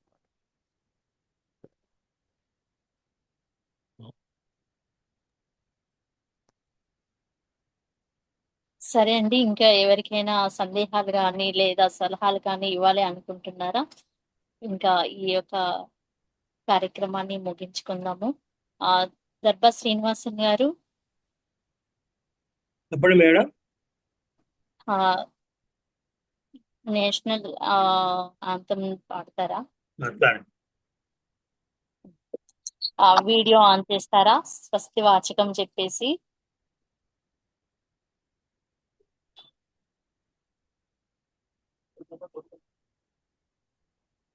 అందరికీ ధన్యవాదాలు. చక్కటి సాయంకాలం మంచి కార్యక్రమం చేశారు. దీంతో ముగిస్తున్నాం. జనగణమన అధినాయక జయ హే భారత భాగ్య విధాత. పంజాబ్ సింధ్ గుజరాట మరాఠా ద్రావిడ ఉత్కళ వంగా వింధ్య హిమాచల యమునా గంగా ఉచ్చల జలధి తరంగా. తవ శుభ నామే జాగే तब सुभाषिष मागे गाहे तव जय गाधा. जनगण मंगलदायक जय हे भारत भाग्य विधाता. जय हे जय हे जय हे जय जय जय जय हे. जय हिंद. అందరికీ ధన్యవాదాలు. శుభం భూయాత్. నమస్తే.